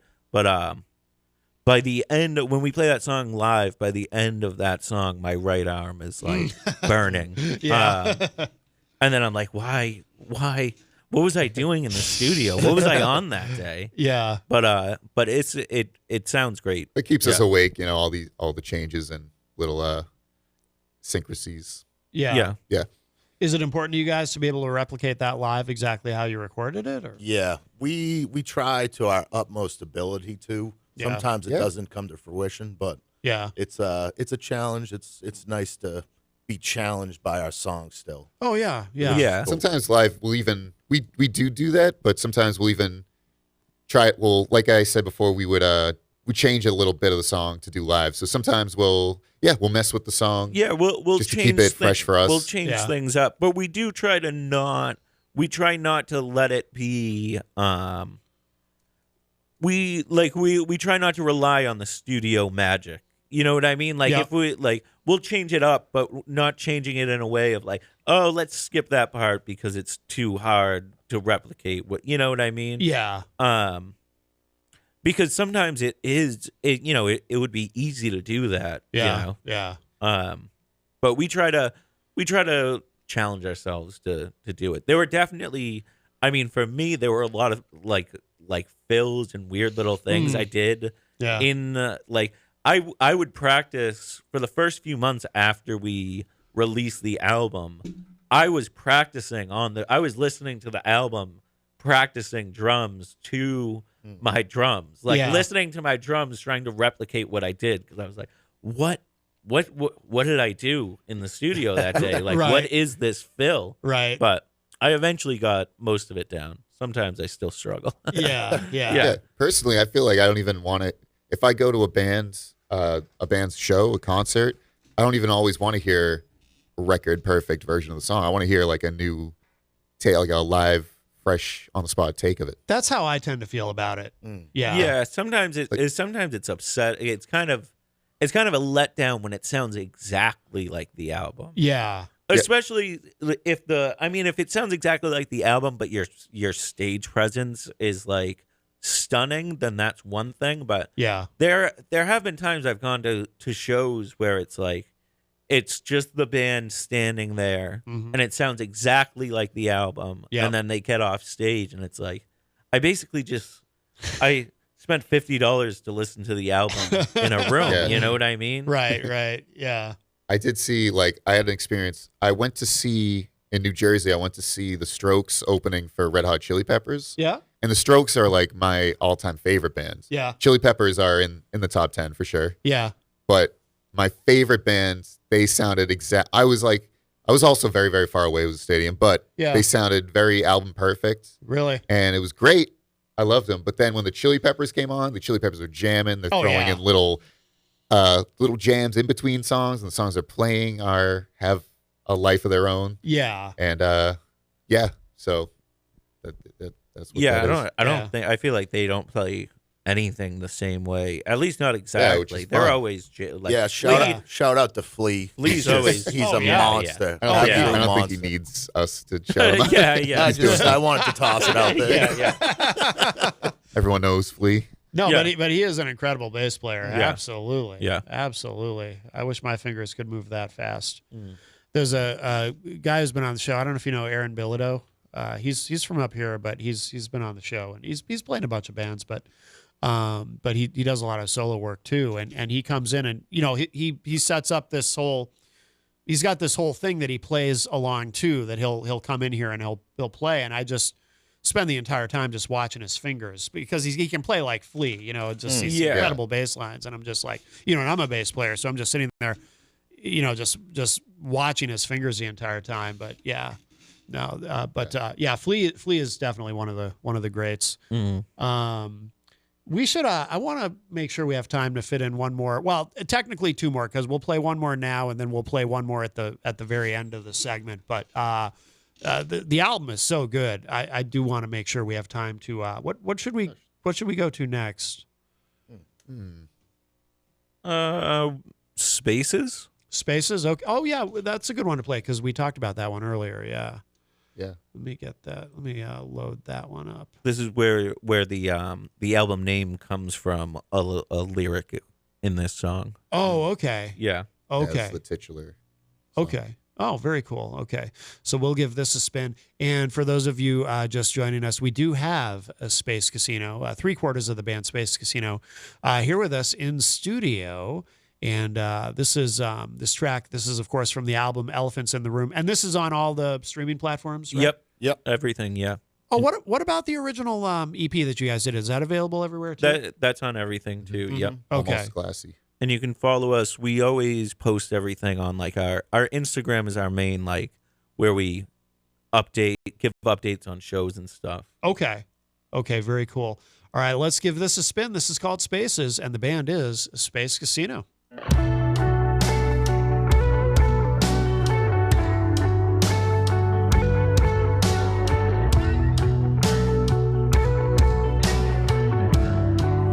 What's on the horizon?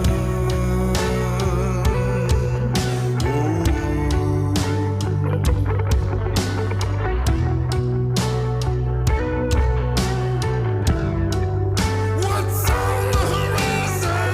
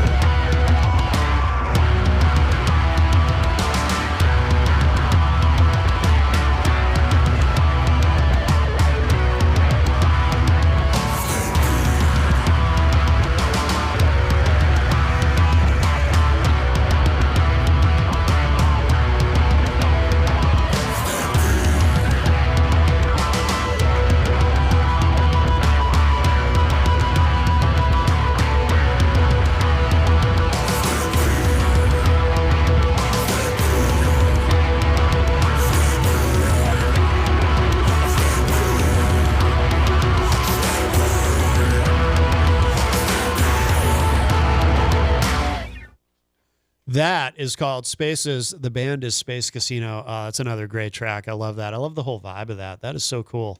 Thank you. Yeah. Great job, guys. There's another Nick song. Yeah. Yeah, I don't know what kind of demons are running around in my head, but it seems like a couple of my songs are all about anxiety, bad habits, elephants in the room, whatnot. Yeah. Well, but that's relatable. Things we all deal with, right? Mm-hmm. Yeah. Very, very cool. What should we know about where people should go online to keep up with everything you guys are doing? Yeah, I mean, just follow us on Instagram and Facebook and Check out Twitter the and TikTok, website. all that jazz. At Space Casino Band, right? Yes, at Space Casino Band. And from there, there's in the bio, there's links to our website and our link tree. And, we're on Spotify and iTunes and YouTube. You can sign up for our email list. We actually do have we did just make we have an email list, yes. Yeah. But we did just, we made a promo video. You ever see Hot Ones?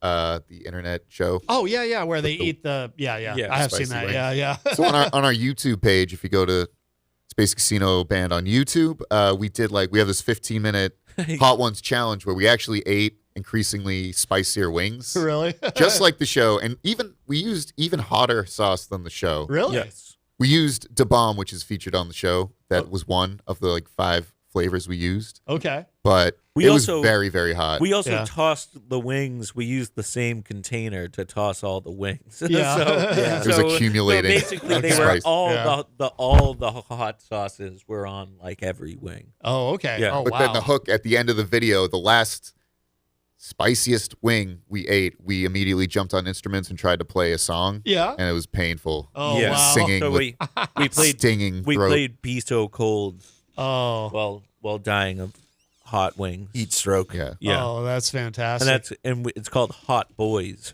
Hot Boys. is the name. Okay. Yeah, shout out to my brother Riley for being the host and holding it down. Yeah. Yeah, he hosted. Absolutely hilarious work. Yeah. He was cracking us up the whole time. Yeah. Yeah. I had to check that. So that's on YouTube? That's YouTube. Yeah. I gotta check that out. That's very cool. Very cool. And do you guys have anything this weekend? Or well, I know you're up. Yeah, probably you're not playing any shows, right? Because you're up here for the weekend. But No, nothing this Yeah. Well, weekend. next weekend, Friday and Saturday. Friday we're in Somerville okay. at Union Tavern with a couple other bands. But then the day after Saturday, we're in Roxbury, Mass, and we're playing our friend Luke's 30th birthday bash, and he's having a few different acts. He also performs. He is more like electronic music. So all sorts of different acts, plus a magician's going to play there too. So Okay. that's going to be fun. That's at Illusion. Oh, okay. Very cool. Very cool. Excellent. Well, guys, this has been wonderful. I really appreciate the three of you coming in, and we'll definitely do this again in the future as you're releasing new music and whatnot. I love your sound. Oh, thank you. Yeah, thanks for definitely. having us. We'd love to come back. Yeah, it's a good time. Absolutely. Absolutely. And what should we close out with? Maybe like gallons of ink, Gallons, maybe? Yeah. Or Pashmina. Maybe gallons. Gallons. I'd say gallons of ink. We'll close out with It's a closer. Yeah. Yeah, the lyrics to the song came to me in a dream. Oh, okay. Gallons of ink. Yeah. Yes. Sounds like it's about getting a lot of tattoos or something. It's just about killer whales, I guess. I don't even know. All right. It's about a lot of Yeah. It's self-interpretive. Okay. Okay. Cool. And if you are listening live on Saturday, coming up in the third hour today, we have Lone Wolf James. And guys, thank you again. We will close out this segment with another great track. The band is Space Casino. The album is Elephants in the Room, and this is called Gallons. Gallons. Can you believe I do a radio show? Let me try that again. Gallons of Ink by Space Casino. Thanks again, guys. Thank you.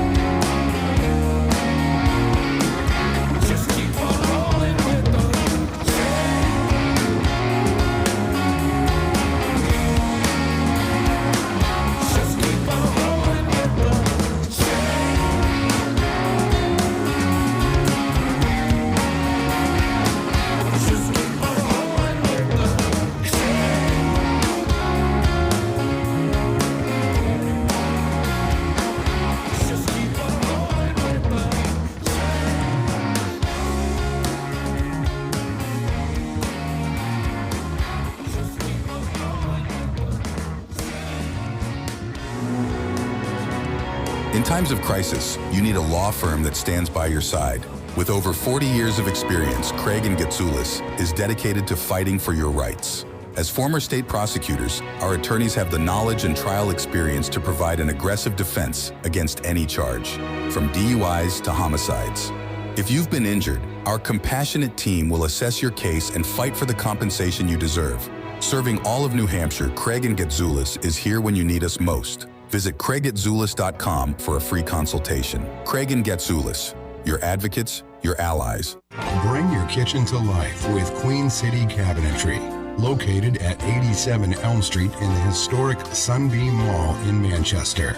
Open Monday through Friday, 9 a.m. to 5:30 p.m. and Saturdays, 10 a.m. to 2 p.m.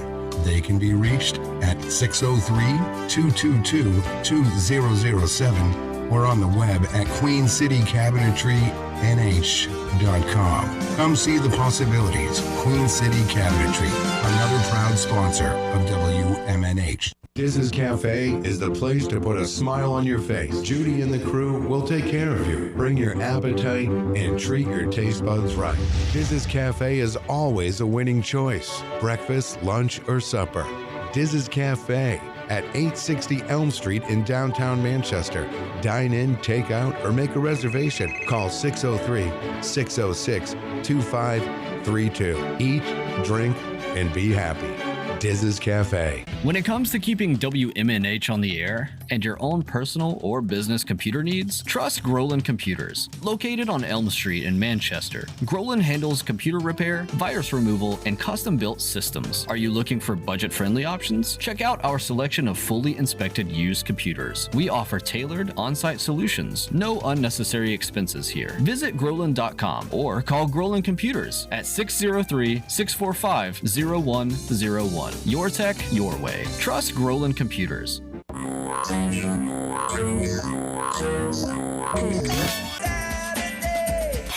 Midnight. 7 times out of 10, we listen to our music at night. Thus spawned the title of this program. Late Night Delight with DJ Midas, right here on WMNH Manchester. You wanna know why? Because I'm on the radio. Saturdays and Sunday nights, midnight to 4 a.m. This hour on WMNH is sponsored by CGI Business Solutions, located at 5 Dartmouth Drive in Auburn. They serve all your business needs, including employee benefits planning, corporate design and business administration, investments and wealth management, and customized business insurance solutions. Their phone number is 866-841-4600 or on the web at cgibusinesssolutions.com. Behold the harmony of airwaves as you immerse yourself in the captivating frequencies of WMNHLP, the sonic heartbeat of Manchester, transcending through the ether at 95.3 megahertz frequency modulation. Our transmissions emanate from the zenith of 1000 Elm Street. Venture into the heart of our creative realm at 119 Canal Street, where innovation and sound collide. We bear the imprimatur of Manchester Public Television Service in the venerable city of Manchester, New Hampshire, USA. Enrich your auditory journey with the depth of our licensed resonance. Dispatch your missives to WMNH953@gmail.com or traverse the virtual corridors of WMNHradio.org. Engage with our sonic vibrations by communing with us through the digital channels. Your radio beckons, eager to enthrall you with its mesmerizing cadence and envelop you in a symphony of boundless auditory wonder. WMNH, rip the knob off.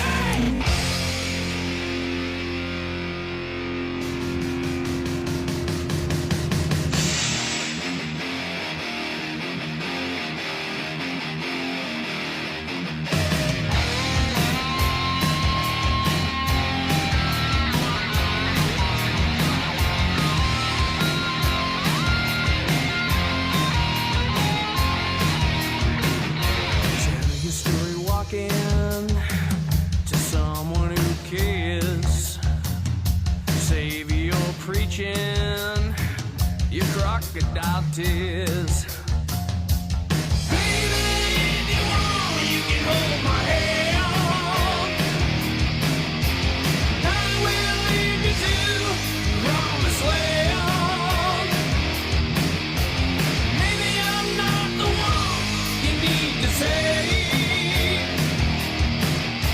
So keep your blind faith, 'cause I'll never change from cradle to grave.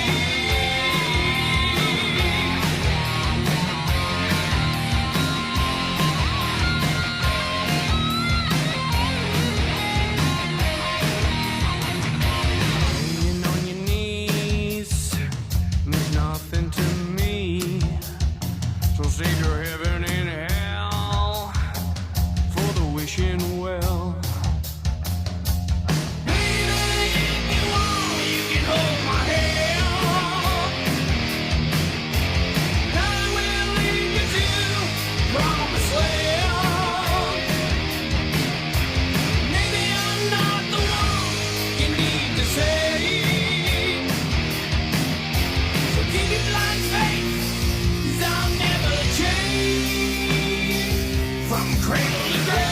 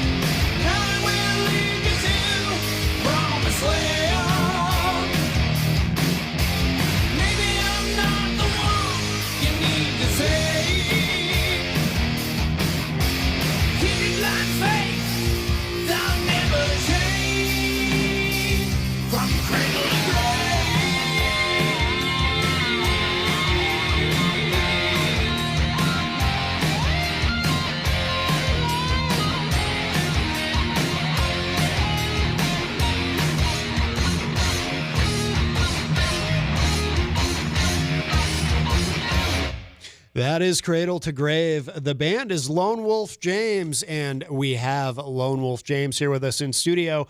Welcome, everybody. If you are listening live on Saturday, April 26, 2025, we have crossed into hour number 3 of Matt Connarton Unleashed on this rainy day. Jenny is here, of course, at the news table. Present and accounted for. And she's not on a mic, but Echo Ray is here. She was on the show with us recently and first introduced us to the band. Well, technically, she brought that track, and we will play some more from Lone Wolf James later in the show. But Jenny and I had seen Lone Wolf James live, and I don't know if you guys realize this, but we'll talk about it. And we really enjoyed your set. But let's get into it. So we've got the guys here. Gary James, of course, Lone Wolf James yourself. How are you, sir? Welcome to the show. Good. Thank you for having me. And you sing and you play guitar, correct? Yes. Okay. And what do we'll get? Actually, here, let's start with you over here in the corner, sir. Tell us what you do, and tell us who you are rather, and what you do in the band. My name's Jeff Holmes. I'm the bass player and do backup vocals. All right, Jeff, welcome. And you, sir? My name's Tim Evans, and I'm the lead guitarist. Lead guitarist, okay. And you, sir? I'm Sherman Wilson. Oh, Sherman, I can't hear you, and I apologize. You know what? I got to really crank that up here. All right, let's try that again. There we go. I'm Sherman Wilson, and I'm the drummer. All right. Sorry, Sherman, you're in the microphone that we don't. We only use that one if we need an extra mic, but we did get it plugged in, so we got that much figured out. It's always the drummer. It's always the drummer. Yeah, Yes, yeah. So guys, welcome to the show. Jenny and I saw you live at Swarmy Fest. Oh, okay. Yep. That was and I'll tell you, I had not heard Lone Wolf James prior to that, and I saw you on the schedule because we were there as sponsors and representing the radio show. And I remember saying to Jenny after or during your set, I said, they sound like a band named Lone Wolf James. Yeah. Like you sounded like I expected you to sound based on the name. And please take that as a compliment because I think the name is really cool and I really like your sound. No, thank you. But yeah, so have you guys been around a while? Has the band been around for a long time? That's my impression. I started it years ago, and I was like playing acoustic on a stool doing open mic. Oh, really? Yeah. Yeah, and that's how it all started. I had left the band, and the whole. I think Echo told you this before, but like when I left the band, I was leaving all the crap behind. You know? Yeah. And the guy went, "Well, there goes Lone Wolf," and I was like, "I'm going to use that." Oh, yeah. So I used that, my last name, James. I put them together. There was the Lone Wolf James. You know? Yeah. And the fact that I'm part Native American kind of fit in, too. So oh, yeah. I was like, all right, I'm going to use that. But, yeah, so I started it then, and there's been, over the years you add people and you do this and that, but I was trying to find, like, the right lineup because I was getting to the point where the band is starting to go from regional crossing into the national border. Yeah. And we'll get into that, but as I did it, it was just like, this is not the lineup that is gonna do it. So right. So we kind of like Jeff's been with me 11 years, so he's like my right hand guy. Okay. And I've known Tim. We've known each other since we were 14. Oh wow. You know no what kidding. I mean? So we were in our very first band together. Oh, ever. wow. Yeah, I was a drummer back then. Oh no kidding. Yeah. So it all kind of came together, with fate and phone calls. You know what I mean? Yeah. It all kind of felt Jeff and Sherman had gone and tried out for the same band at one time, and then they were both like, "Yeah, nope." Oh, no kidding. But they were friends. And then when I told Jeff that I was gonna have Sherman come and audition, he's like, "Hire that guy," Yeah. and whatever. So it was just like it was faded. Yeah. Yeah. But this particular lineup now has been you've been a couple of years now, right? Yep. And we've like gone from the local to the regional, and now we're tipping our hat into the national pool. We've been playing with all national bands. Lately, Yeah. because certain deals and connections and stuff. Oh yeah. So. Is the band? I mean, are you the only original member technically, or? Yes, from the original day. Because it started with me. You know? Yeah. And my first two first records were acoustic. Okay. And I added like drums and stuff to it. But I mean, the first couple of EPs are sold out. Oh wow. So that one that you played Cradle off of is actually was like the second full album. Oh, okay. And that's the only one still available. Oh. Really, other than I have like a few of the one before that. But, oh, okay. But I've been in the studio for the last couple of years now, recording this new EP with the guy that works for Sony and Capitol and all that. Oh, stuff. very nice. Yeah. So and everybody has. Except for Sherman, because it happened right before he joined the band. Oh, really? But so he's the only one that doesn't have to get yelled at in the studio. Right. But other than that, I mean, everybody here is Lone Wolf James. Well, everybody brings something to the table, but it's like you have to have the head of the octopus. So of course, it's just kind of that. But yeah, I have to do the business part of it too. Yeah. You know, I take care of like the contracts and that kind of stuff. And then as far as like the songwriting goes, I come up with an idea and I go, I like this, and sometimes I just go to his house and say, hey, this is what I got. Yeah. And he'll go, let's do this or whatever, Or I just bring it to the table and go, okay, this is like, here's the pizza dough, add the toppings. Right, right. And everybody kind of puts in their stuff, and then, you get ideas as it goes. But, Is the original material that you did, is that available online?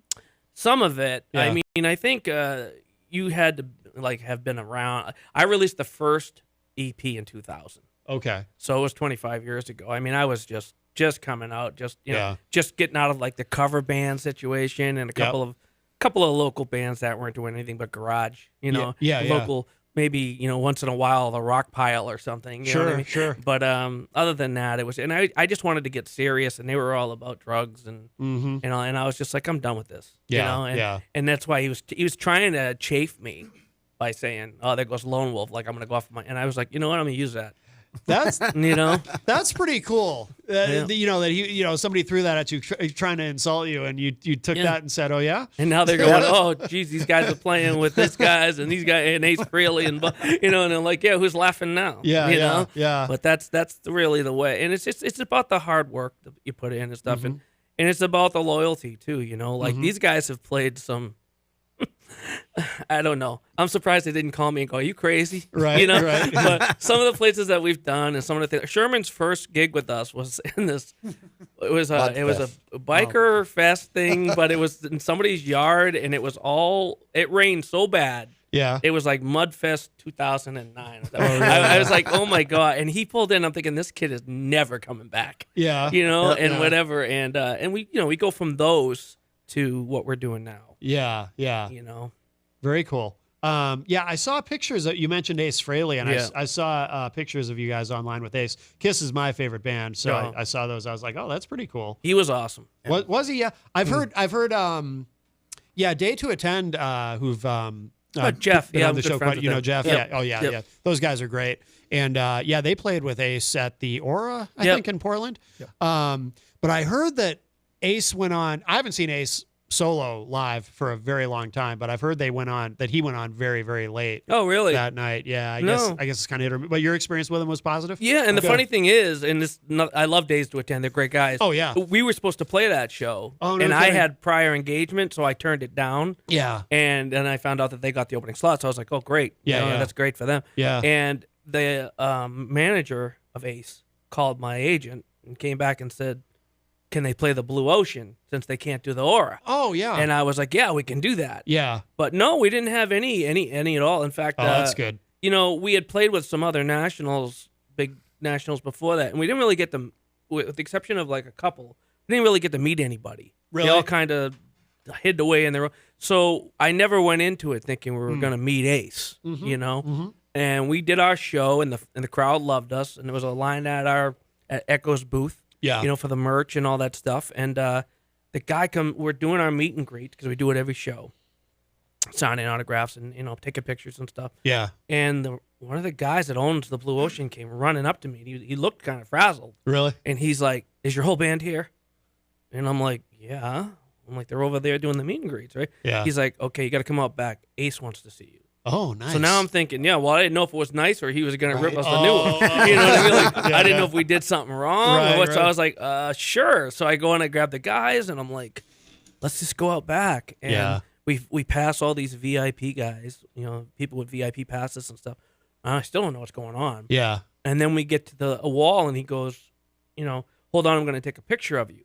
So I'm thinking, maybe Ace takes a picture of all the opening acts that he gets, for whatever reason, right? Yeah. So I'm still thinking this is why we're back here. And then this door opens, and here he comes at 6'5" or whatever. He's huge. He's so He's a tall guy. He must have been wearing big shoes. He was or wearing something. cowboy boots. Really? Yeah. I mean, he's got to have lifts in the. Because I noticed in the pictures he's towering over you guys, and I'm like, Ace isn't that tall. Yeah, he is. I'm 5'8". Wow. Huh. So he came out, shook our hands, said, he loved what we played, and thanked us. We thanked him, and he put his arms around us, took some pictures, and then we went back to the thing. So we weren't expecting that. Yeah. So that was very cool of him. That is. That's extremely cool. Yeah. Who else have you opened for?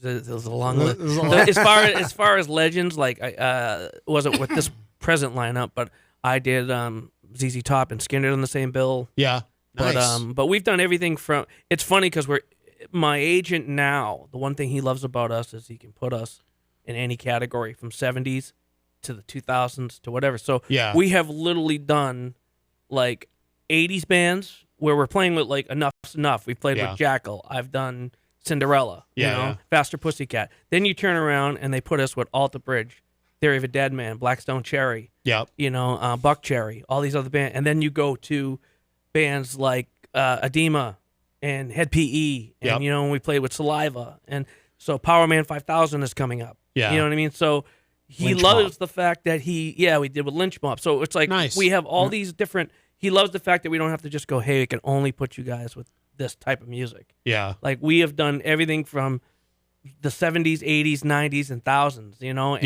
And the good thing about that is he's just like, well, your branch of music can go from a 25-year-old to a 75-year-old. Yeah. You know what I mean? So you have a 50-year gap, which a lot of bands don't have. Yeah. And especially for a younger act like us, you know, these bands that we're playing with are all 15, 20 years older than we are. Yeah, You know? yeah. So it's kind of like, well, we kind of got into a niche where it fit for us. Yeah. Yeah. You know? But a lot of those bands, I mean, we've done a lot of nationals, from lower nationals that you know, something that was around in the 80s Mm-hmm.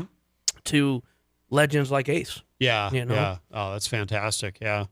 Have you, in terms of, I mean, do you get out of New England much for those kind of shows? Yeah. No, yeah. I mean, I did a couple of stints myself in Nashville. Nice. Yeah. Okay. I played the Bluebird and stuff like that. But Okay. the band right now, the core of us is, I mean, usually, I hate to say it, but it usually comes down to money and things like that. Sure, right? sure. And I mean, everybody here is got, you know, I'm the only one that's really not married. You know what I mean? Really? Yeah. So yeah, so it's just kind of like one of those type of deals. So what I do is I keep it enough for everybody to go, look, I made a deal with them, and I said, we'll go from Maine to Jersey. Yeah. You know, and I go, and anything past that, I mean, obviously I'll give plenty of notice and all that stuff. Yeah. But at this way, everything's a day away. Mm-hmm. You know, a few hours. That makes sense. You know, yeah. that way it's like, okay, you know, if we're playing, I'm telling you, in 2 months, we're playing 4 shows, and we're going from Maine to Rhode Island to Connecticut to Jersey to back to, I mean, they know. You know what I mean? And they can put in for, and then that way it's not like I'm calling them, hey, we're leaving for New York tomorrow. Right, right. You know what Yeah. I mean? So we kind of, you kind of have to deal with the pros and cons of it. Yeah. But if I want the lineup that we got, you know, and which I don't want them sticking me with people that I don't know. Right, You know, of course, so yeah. it's just kind of like, all right, this is what we'll do. And to be honest with you, until the gigs are worth going past that, it's you know what I mean? Like, unless they're going to give me a lot of money to go play for somebody that's in California. I mean, we'd love to go play the Whiskey. Sure. But how are we going to do it? You know, right. You know, I'm not Yeah. spending $7,000 to get to California. Right, you know what I right, mean? So, yeah. so I mean, and he's asked us. Yeah. The guy that books the Whiskey's asked us twice already. Oh, no kidding. Yeah. So I just it's all in time. Yeah. It'll yeah. happen. Yeah. You know, it's just going to be when it's a little bit more efficient to everybody. You know. Yeah. So.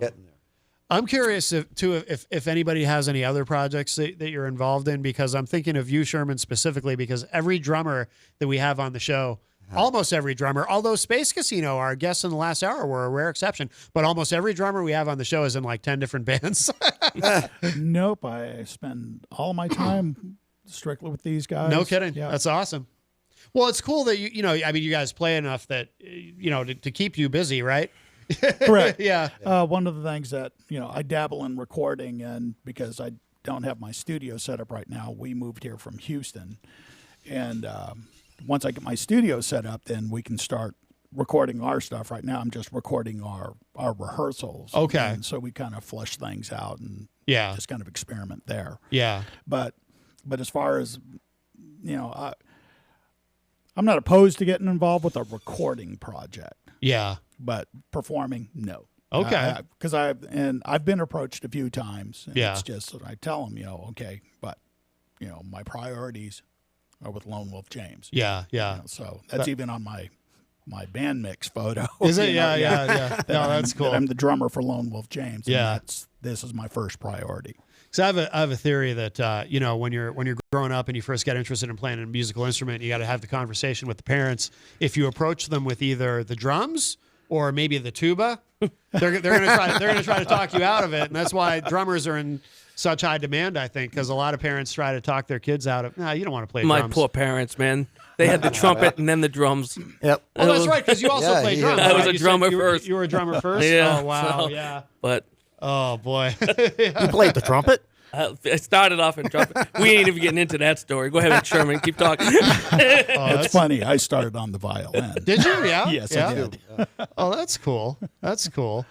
Now, how many songs do you have as a band? Because you've got one full length album, right? But you've got others. I have 2 full length albums. Oh, 2 full length. Okay. And there's 2 before that, there's 3 EPs. Oh, okay. Oh, so And you've we're- got a lot of material then. Yeah. But I mean, unfortunately on stage you only get about 45 minutes. Yeah. So we're taking, with Sherman now, we know probably, let's say 15, 16 songs. Okay. And we dabble in 12 of them for the shows. We switch stuff in and out and whatever. Yeah. But as a unit, like, they're still, like, the other day we were bringing up songs that I hadn't played in 15 years. No kidding. You know, Yeah, and yeah. they were just like, hey, you know what if we do this? You know? Yeah. And, or, hey, I haven't heard that one or whatever. So my old stuff is still brand new to them. Yeah. It's like saying I came in with a new record, right? Yeah. So, and the good thing is like I said, the first couple were acoustic. Mhm. They were drums and stuff, but they were acoustic versions of the songs. You know? Yeah. So to bring it in with a massive band and have that full band sound now. Yep. I mean, when I traded my acoustic in for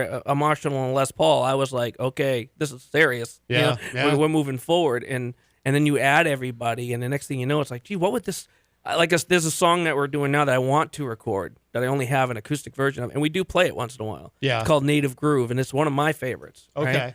And that was strictly me on acoustic with some drums and a little bass. That's all it was. Yeah. And it was big sounding. Yeah, You know? yeah. And I was like, man, imagine what this would sound like with a band. Yeah. So we brought it in, and now you add Sherman, you had Jeff, and you had Tim with my guitar, and it's like, wow, Yeah. this is just like a wall of sound, Yeah. So that's one of the first tracks I want to record after we get done with this one. Yeah, yeah. Like when they come to us and say, hey, I need more material, you bet. Yeah. Right yeah. in the studio, because we got a couple of songs written that we want to do, and that's higher on my list. That's cool. You know? I mean, it's good to have things that are ready to work on. Yep.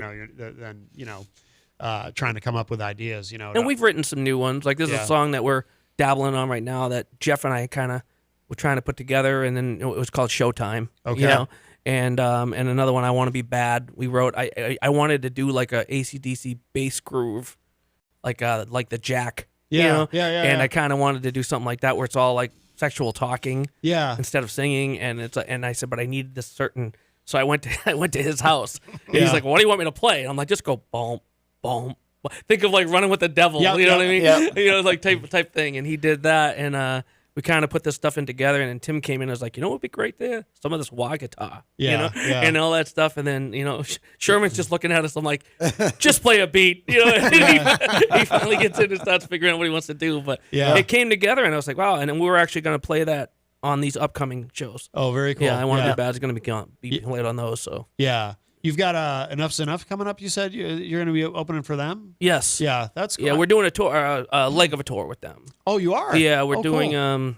we're doing. I think it's Manchester, Connecticut, and Rhode Island. Oh, cool. Yeah, we're doing 3 nights in a row with them. Okay. In June. I always said they were underrated. Fly High, Michelle, I think, is such a great song. Yeah. And it's one of those songs, you mention it to people now and they don't even remember it, It's funny too because Chip is singing. I think now. Yep. I don't think it's the original singer anymore. I think Chip's enough the bass player. Yeah. I think he's the original member, obviously, but I think Yeah. I think I could be wrong, but I think he's singing. Oh, okay. Yeah, I think he's a singer, but he kept the name. Okay. Yeah. But You mentioned Lynch Mob, too. You opened for Lynch Mob? yeah, Yes, down in Webster. Oh, that must have been cool. Yeah. That first Lynch Mob album, again, this is no one even remembers, but Wicked Sensation. Oh yeah. Yep. That's that would be in my top 10 all time. Just so good. Well, it was funny because this is where I'll bring Tim in. Yeah. For that show, right? Yeah. Because George Lynch, hello. Yeah, he's a yeah. lead guitar player. So I kept busting his chops. I kept saying, "Do you realize in the same month you have to open for basically George Lynch and Ace Frehley?" Yeah, right. yeah. And he's just like, "Shut up." So we were going over. We were playing. We did our set. We played Lynch, and then Tim and I are on the side of the stage. Yeah. And George Lynch is right there. Yeah. And he's just playing. And I look over at Tim, and he's just looking up at George. He looks at me. He's got this like kid at Christmas look on. Oh, I bet. Yeah. That must have been so cool. Yeah. And so I'll let him take it Well, from yeah, there. he even gave me a little nod because, like, I tried to squeeze in just a little piece of Mr. Scary, but really? Yeah. I didn't think he noticed, but he barely looked at me off stage, but I was side stage, and he turned around, and he did like a little riff that I do, Oh, no kidding. and then he nodded, and Oh, I was that's like, cool. wow, Oh, that's really cool. I That's could really die cool. now, right? Was he all buff too? Was Yeah, that during yeah. his Yeah. big bodybuilding phase? Yeah. Yeah. Well, he wasn't like He's that. not super buff, but Yeah. yeah. Really? Yeah. He's yeah. concentrating all the time. Yeah. So, but you've got Enough's Enough coming up. What was the? There was another one. You Power Man 5000's coming. Oh wow! Yeah, Okay. we got a leg of a tour with them, and it's them and Head PE and bands like that. And we just got off the road with Head PE because they were on the Saliva leg that we did. We did a leg of Saliva. Okay. And Josie Scott. And what about May 9th? What are we doing? Oh, Nazareth. Nazareth. Oh, Nazareth. Yeah. Blue Thank you. Ocean. That's a big deal. Yeah. It's gonna be at the Blue Ocean. Yeah, at the Blue Ocean. Sweet. Yeah. Sweet. So that's what I mean. They got legends like Ace and Nazareth, and then we have, the Power Man 5000s, the Salivas. Yeah. Yeah. We're trying to get hooked up with a couple of things that I can't say anything who they are yet, but because until the ink is dry, as they say. But I think this summer, later in the summer, we're gonna get some bigger. Yeah. The whole point of it was to try to get in with a lot of these bands. And in order, what people don't get is like the management companies and the agents are all interactive. Oh yeah. So if you're playing with this band, they're the same agent as this band, and you ain't gonna play with that band until you play with this band. Or this venue without that venue and that kind of stuff. Yeah. So right now, the contracts I'm doing, the bands, it's great because you get to have eclectic of all these. Like we opened the first tour we did was Tantric. Okay. I only knew one song from Tantric. Yeah. And now they're like the coolest guys. Yeah. You know what I mean? Like we Love hung out them. every They were night. great all weekend. We Really, hung out yeah. with them every night backstage. They were real good to us. Okay. In fact, Hugo even approached me about maybe producing one of my next songs or something like that. Oh, okay. So we'll see what happens with that. But in general, they were just cool guys. Yeah. They were real. And we're looking forward to touring with them again. But Yeah. we did that tour. I didn't know who they were. Right. Really, yeah. Other than that one song or whatever. But then it came out, and you're like, wow, these guys are really good. Yeah. They had a few hits. Yeah. Morning was the big ballad, which I really like that song. I can't remember what else, but Well, Breakdown was their breakthrough. Oh, Breakdown. Yeah, that's right. But That's there was, right, but I mean, it's so rare that you see because there's always an interconnection to, like, a lot of people don't know that Hugo's connected into the Betancourt family with Nuno and all that stuff. And it's funny because I knew all those guys. Yeah. So it was kind of like, oh, okay. So we kind of know the same. Like we're going to play a local show. We're not doing too many local shows. Yeah. And we're playing a local show at the Raven, which is Chris Betancourt's club. Oh, okay. Who's Nuno's cousin, no brother. Oh, so yep, it's yep. all connected. You know what I Yeah. mean? It's all connected. So Yeah. it's you make the right friends in the right places. You know. I'm curious because a lot of music industry people listen to the show. Do you enjoy the business side of it? It seems like you do the way that you talk about it, but I know, but maybe not. The truth. I'm sure. I mean, Remember, you're live now. I know. I mean, obviously, you'd rather not have to do that part and focus on the creative part. I know, but it seems like you seem like you understand the business part of it at least, which is puts you ahead of a lot of musicians. Right? It used to be very overwhelming. Yeah. Now it makes you kind of a hole, but you have to be because yeah. if you're not, they're gonna walk all over you. You know. Absolutely. So, like the biggest thing I do, like a lot of people think, oh, Lowell James, he named the band after him, and he's the singer. Yeah, I wish that was the case. That would be so much easier. Right, right. But it's like, but I tell people all the time, and I say this to even these guys, and it's not a downshoot because I love them. But Yeah. I said, you guys are part of it, and you get to walk away and go home. Right. I don't get to leave Lone Wolf James because I am him. Right. So while everybody else is doing whatever they're doing, I'm handling contracts and phone calls and Yeah. and all this venue changed this or this guy's been like we were supposed to play with LA Guns right here in Manchester Yeah. in October. Yeah. And because they played the Tupelo last night, which Tim went to, Yeah. they went when they went last night. I didn't even know. Yeah, they were they- at the Tupelo. They were last night? amazing. Oh, really? Yeah. They pulled the show. Now, I was already contracted for it. Oh, You know that what I mean? sucks, So it's yeah. kind of like one of those, like, okay, well, what are you going to do? It has nothing to do with me personally, right? Yeah. So now I have to wait and redo it. But it's like little things like that, or you get to you have everything in your contract about a venue, and you get to the venue, and there's no place for the band to change or park. And they want you to pay to park. Like, you want me to pay to park? I'm playing here.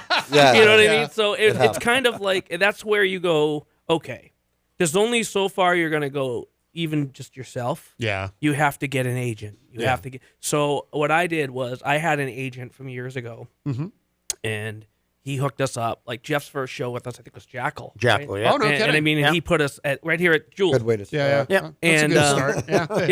Yeah. And it was like, you know, he booked us with that. And so I knew him for years. Yeah. And, but basically I ended up calling him and saying, how much to hire you on as a consultant? Oh. Just for us. Yeah. Just to do this, blah, blah, blah. Because I said, I'm getting calls and I'm doing these things. And I'm like, I need somebody who can haggle for me. Yeah. That can talk contracts with these people. And then gives me the contract so I understand it. Right. Right. You know, without all the bull, you know. Yeah. So that's basically all I did. And then Yeah. with the fact that I'm in the studio recording right now, and the producer that is recording us is he was huge. He did stuff with Ray Charles, you know, Elton John, Yeah. Aretha Franklin, Guns N' Roses, AC/DC. Celine Dion. So he's worked with them all. Wow. And he's in the studio producing this next record. Yeah. So he's got us working on a deal, whether it's Sony or whatever. Yeah. Right? So hopefully that comes through. But with Yeah. that happening, you get a buzz. Mm-hmm. People see who you're recording with, see what's going on. Oh, Go, yeah. wow, these guys aren't kidding. Right. You know, they're in, like, you see the studio I'm in, you know, and that kind of stuff, and people are like, wow. Yeah. Then you go from that, and you get the right consultant who knows you and knows you're not just talking. Right. Right. And next thing you know, he's like, well, I'll give you a chance. Like our put our toes in the water for him was, I know you can play a one-off, but I'm going to put you on tour with Tantric. Yeah. Don't disappoint us. Yeah. You know what I mean? Yep. Because if it comes back and you hear all this noise, he's going to go, I ain't booking these guys. With a broken foot. With the Yeah, broken foot. with a broken foot. 3 nights in Sherman a row. broke his foot Oh my God. right before the tour, and he looked at me right after it happened. He goes, do not cancel those shows. Oh wow. Oh wow. Yeah, so. It happened at practice. Yep. Technically, it was did, my really? fault. Oh my God. So you had, how many shows did you have to play that way? We did. We did 3 or 4 of them. Yeah. Yeah. As a matter of fact, I think I took the boot off when we did Lynch Mob because we were shooting the video. Oh, that's Oh, right. Yeah, Right. yeah. Yeah, I because remember that. Because I took the boot off for that, because I didn't want to have this gigantic. Yeah. We were like the second night in on the Tantric show. Oh wow. And he's back there, and he's got this big ass boot and all, and I'm just like, I'm looking back at him on stage, and he's playing his heart out, right? Yeah, yeah. And in the Alchemy, we were playing this place called the Alchemy. It's a great venue down in Providence, right? And it was pretty packed. I mean, it was ocean of Yeah. people all the way back for a small club. Yeah. And I finally look at him, and I look at the crowd. I look back at him, and I go, and look at this, you know. And I said whatever I said, and I'm like, and he said he's played with one leg, right? The whole, Yeah. and he lifts his foot up Yeah. like this, Yeah. and the whole place went nuts. Nuts. Yeah. You know, and I Yeah. was just like, wow, that's great, you know. That's but rock and roll. Though. that is rock and Yeah. roll. Yeah. You know, Wow. No, good for you. Wait, maybe you said it. How many shows did you play with? At least 4. Your At injury? least At least 4. four. Yeah. At least Yeah. 4. Yeah. He's still in recovery. Yeah. I assume you didn't tell your doctor about it. No, he actually knew. Oh, he knew. He knew. Yeah, he was all right with it. Well, luckily, I'm a double bass drummer, so it was just my hi-hat foot. Yeah, Oh, thank okay. God. Yeah. Thank Okay. God. But I couldn't do. I do some sparse double bass in our songs. Yeah. And yeah, it was. You wouldn't have known. Oh wow. Yep. Oh wow. You did a great job. Yeah. Wow. Definitely pulled it off. If you're just joining us, we've got the band Lone Wolf James here with us live in studio. You want to play another? We can play another track from the album. Sure. Yeah. I'll let you pick. Try First Breath. Nah, Jeff's got. I like that one. Yeah, put First Breath Go on. ahead, Good make him song. happy. Me cue He's this trying to up get me here. to bring this back into the set list now. Oh, really? Yeah. It's going to be yeah. there. It's a good song. It's a good track. Yeah. All right, here it is. This is First Breath, and the band is Lone Wolf James. Thank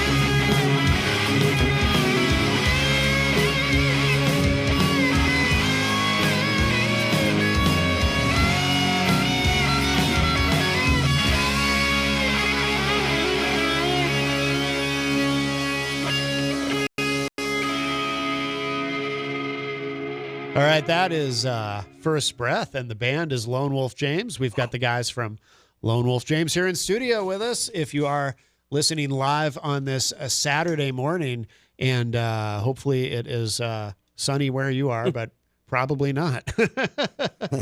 You guys are all you're pretty scattered. I know we were talking about it off air. You guys are pretty scattered, right, in terms of where you all live. Yeah. Right. Yeah.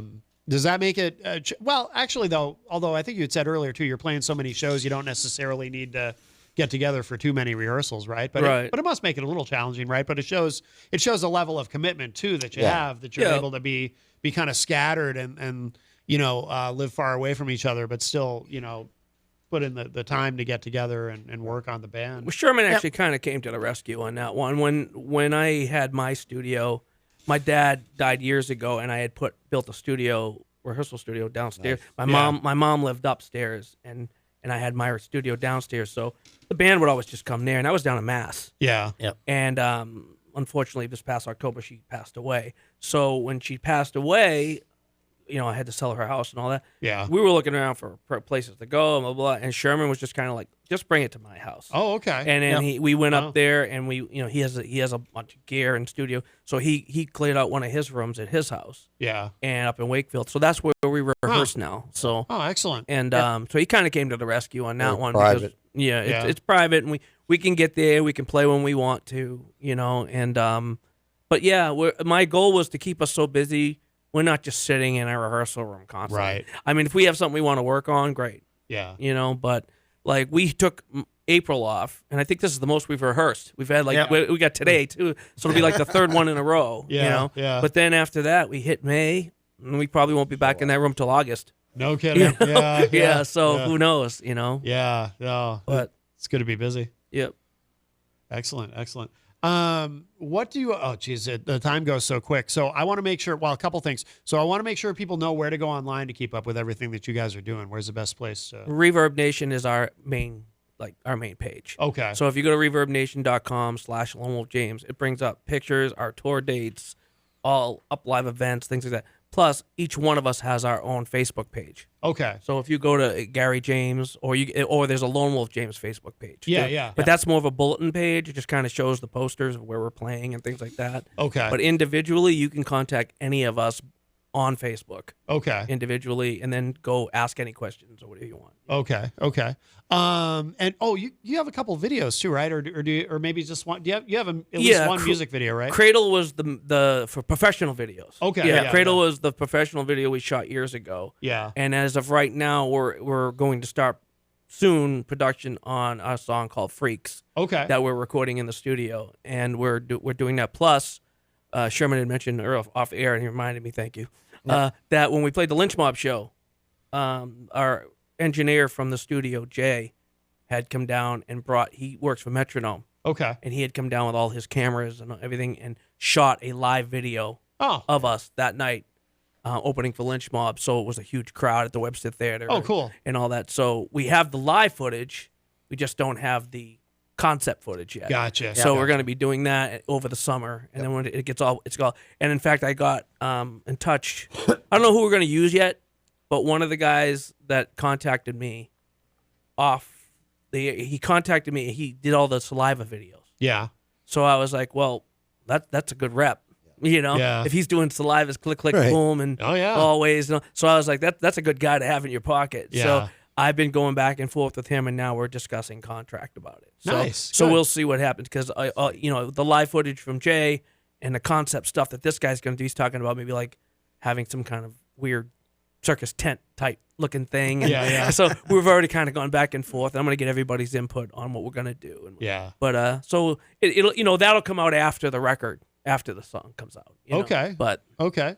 Very cool. And what's the next show you've got coming up? The next one is going to be the next national show is May 17th. No, May 9th. No, May 9th. May May 9th 9th. at the Blue Ocean with Nazareth. Oh, very cool. Yeah, Very cool. that's the next one. And then May 17th is at Hartford with Tim Montana. Outstanding. Yeah. Outstanding. Very good. Very good. Well, guys, thank you so much for coming in, all four of you. This has been wonderful. I really appreciate your being here.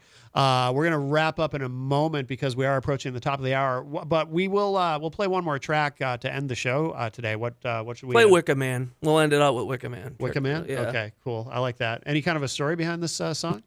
Not everyone knows what not really. It's just the fact that He's Wiccan. I'm Wiccan. Okay. And somebody once said, oh my God, you're evil and blah blah blah blah. So I kind of did a tongue-in-cheek song about the Wicker Man being evil, but it's kind of it's eerie, but it's eerie in my book because I joked about it. Yeah. But there's really no like deep subject to it or anything. Oh, that's cool. That's cool. Yeah. No, that's a perfect way to end the show then. Yeah. And Jenny, you've been very busy, of course, as always. Do you want to mention your website? As always, you can find me at jencoffey.com, JENNCOFFBY.com. See what kind of trouble I'm going to get into next. Yes. And thank you to everybody who joined us today, of course. We had Nociva in the first hour, and then Space Casino in the second hour, Lone Wolf James in the third hour. Great show. Echo, thank you so much. Wonderful to see you. And if you miss any part of today's show, it will be up in just a little bit at WMNHradio.org and on my website, MattConnarton.com. And we will leave you with this. This is Lone Wolf James, and this is called The Wicker Man.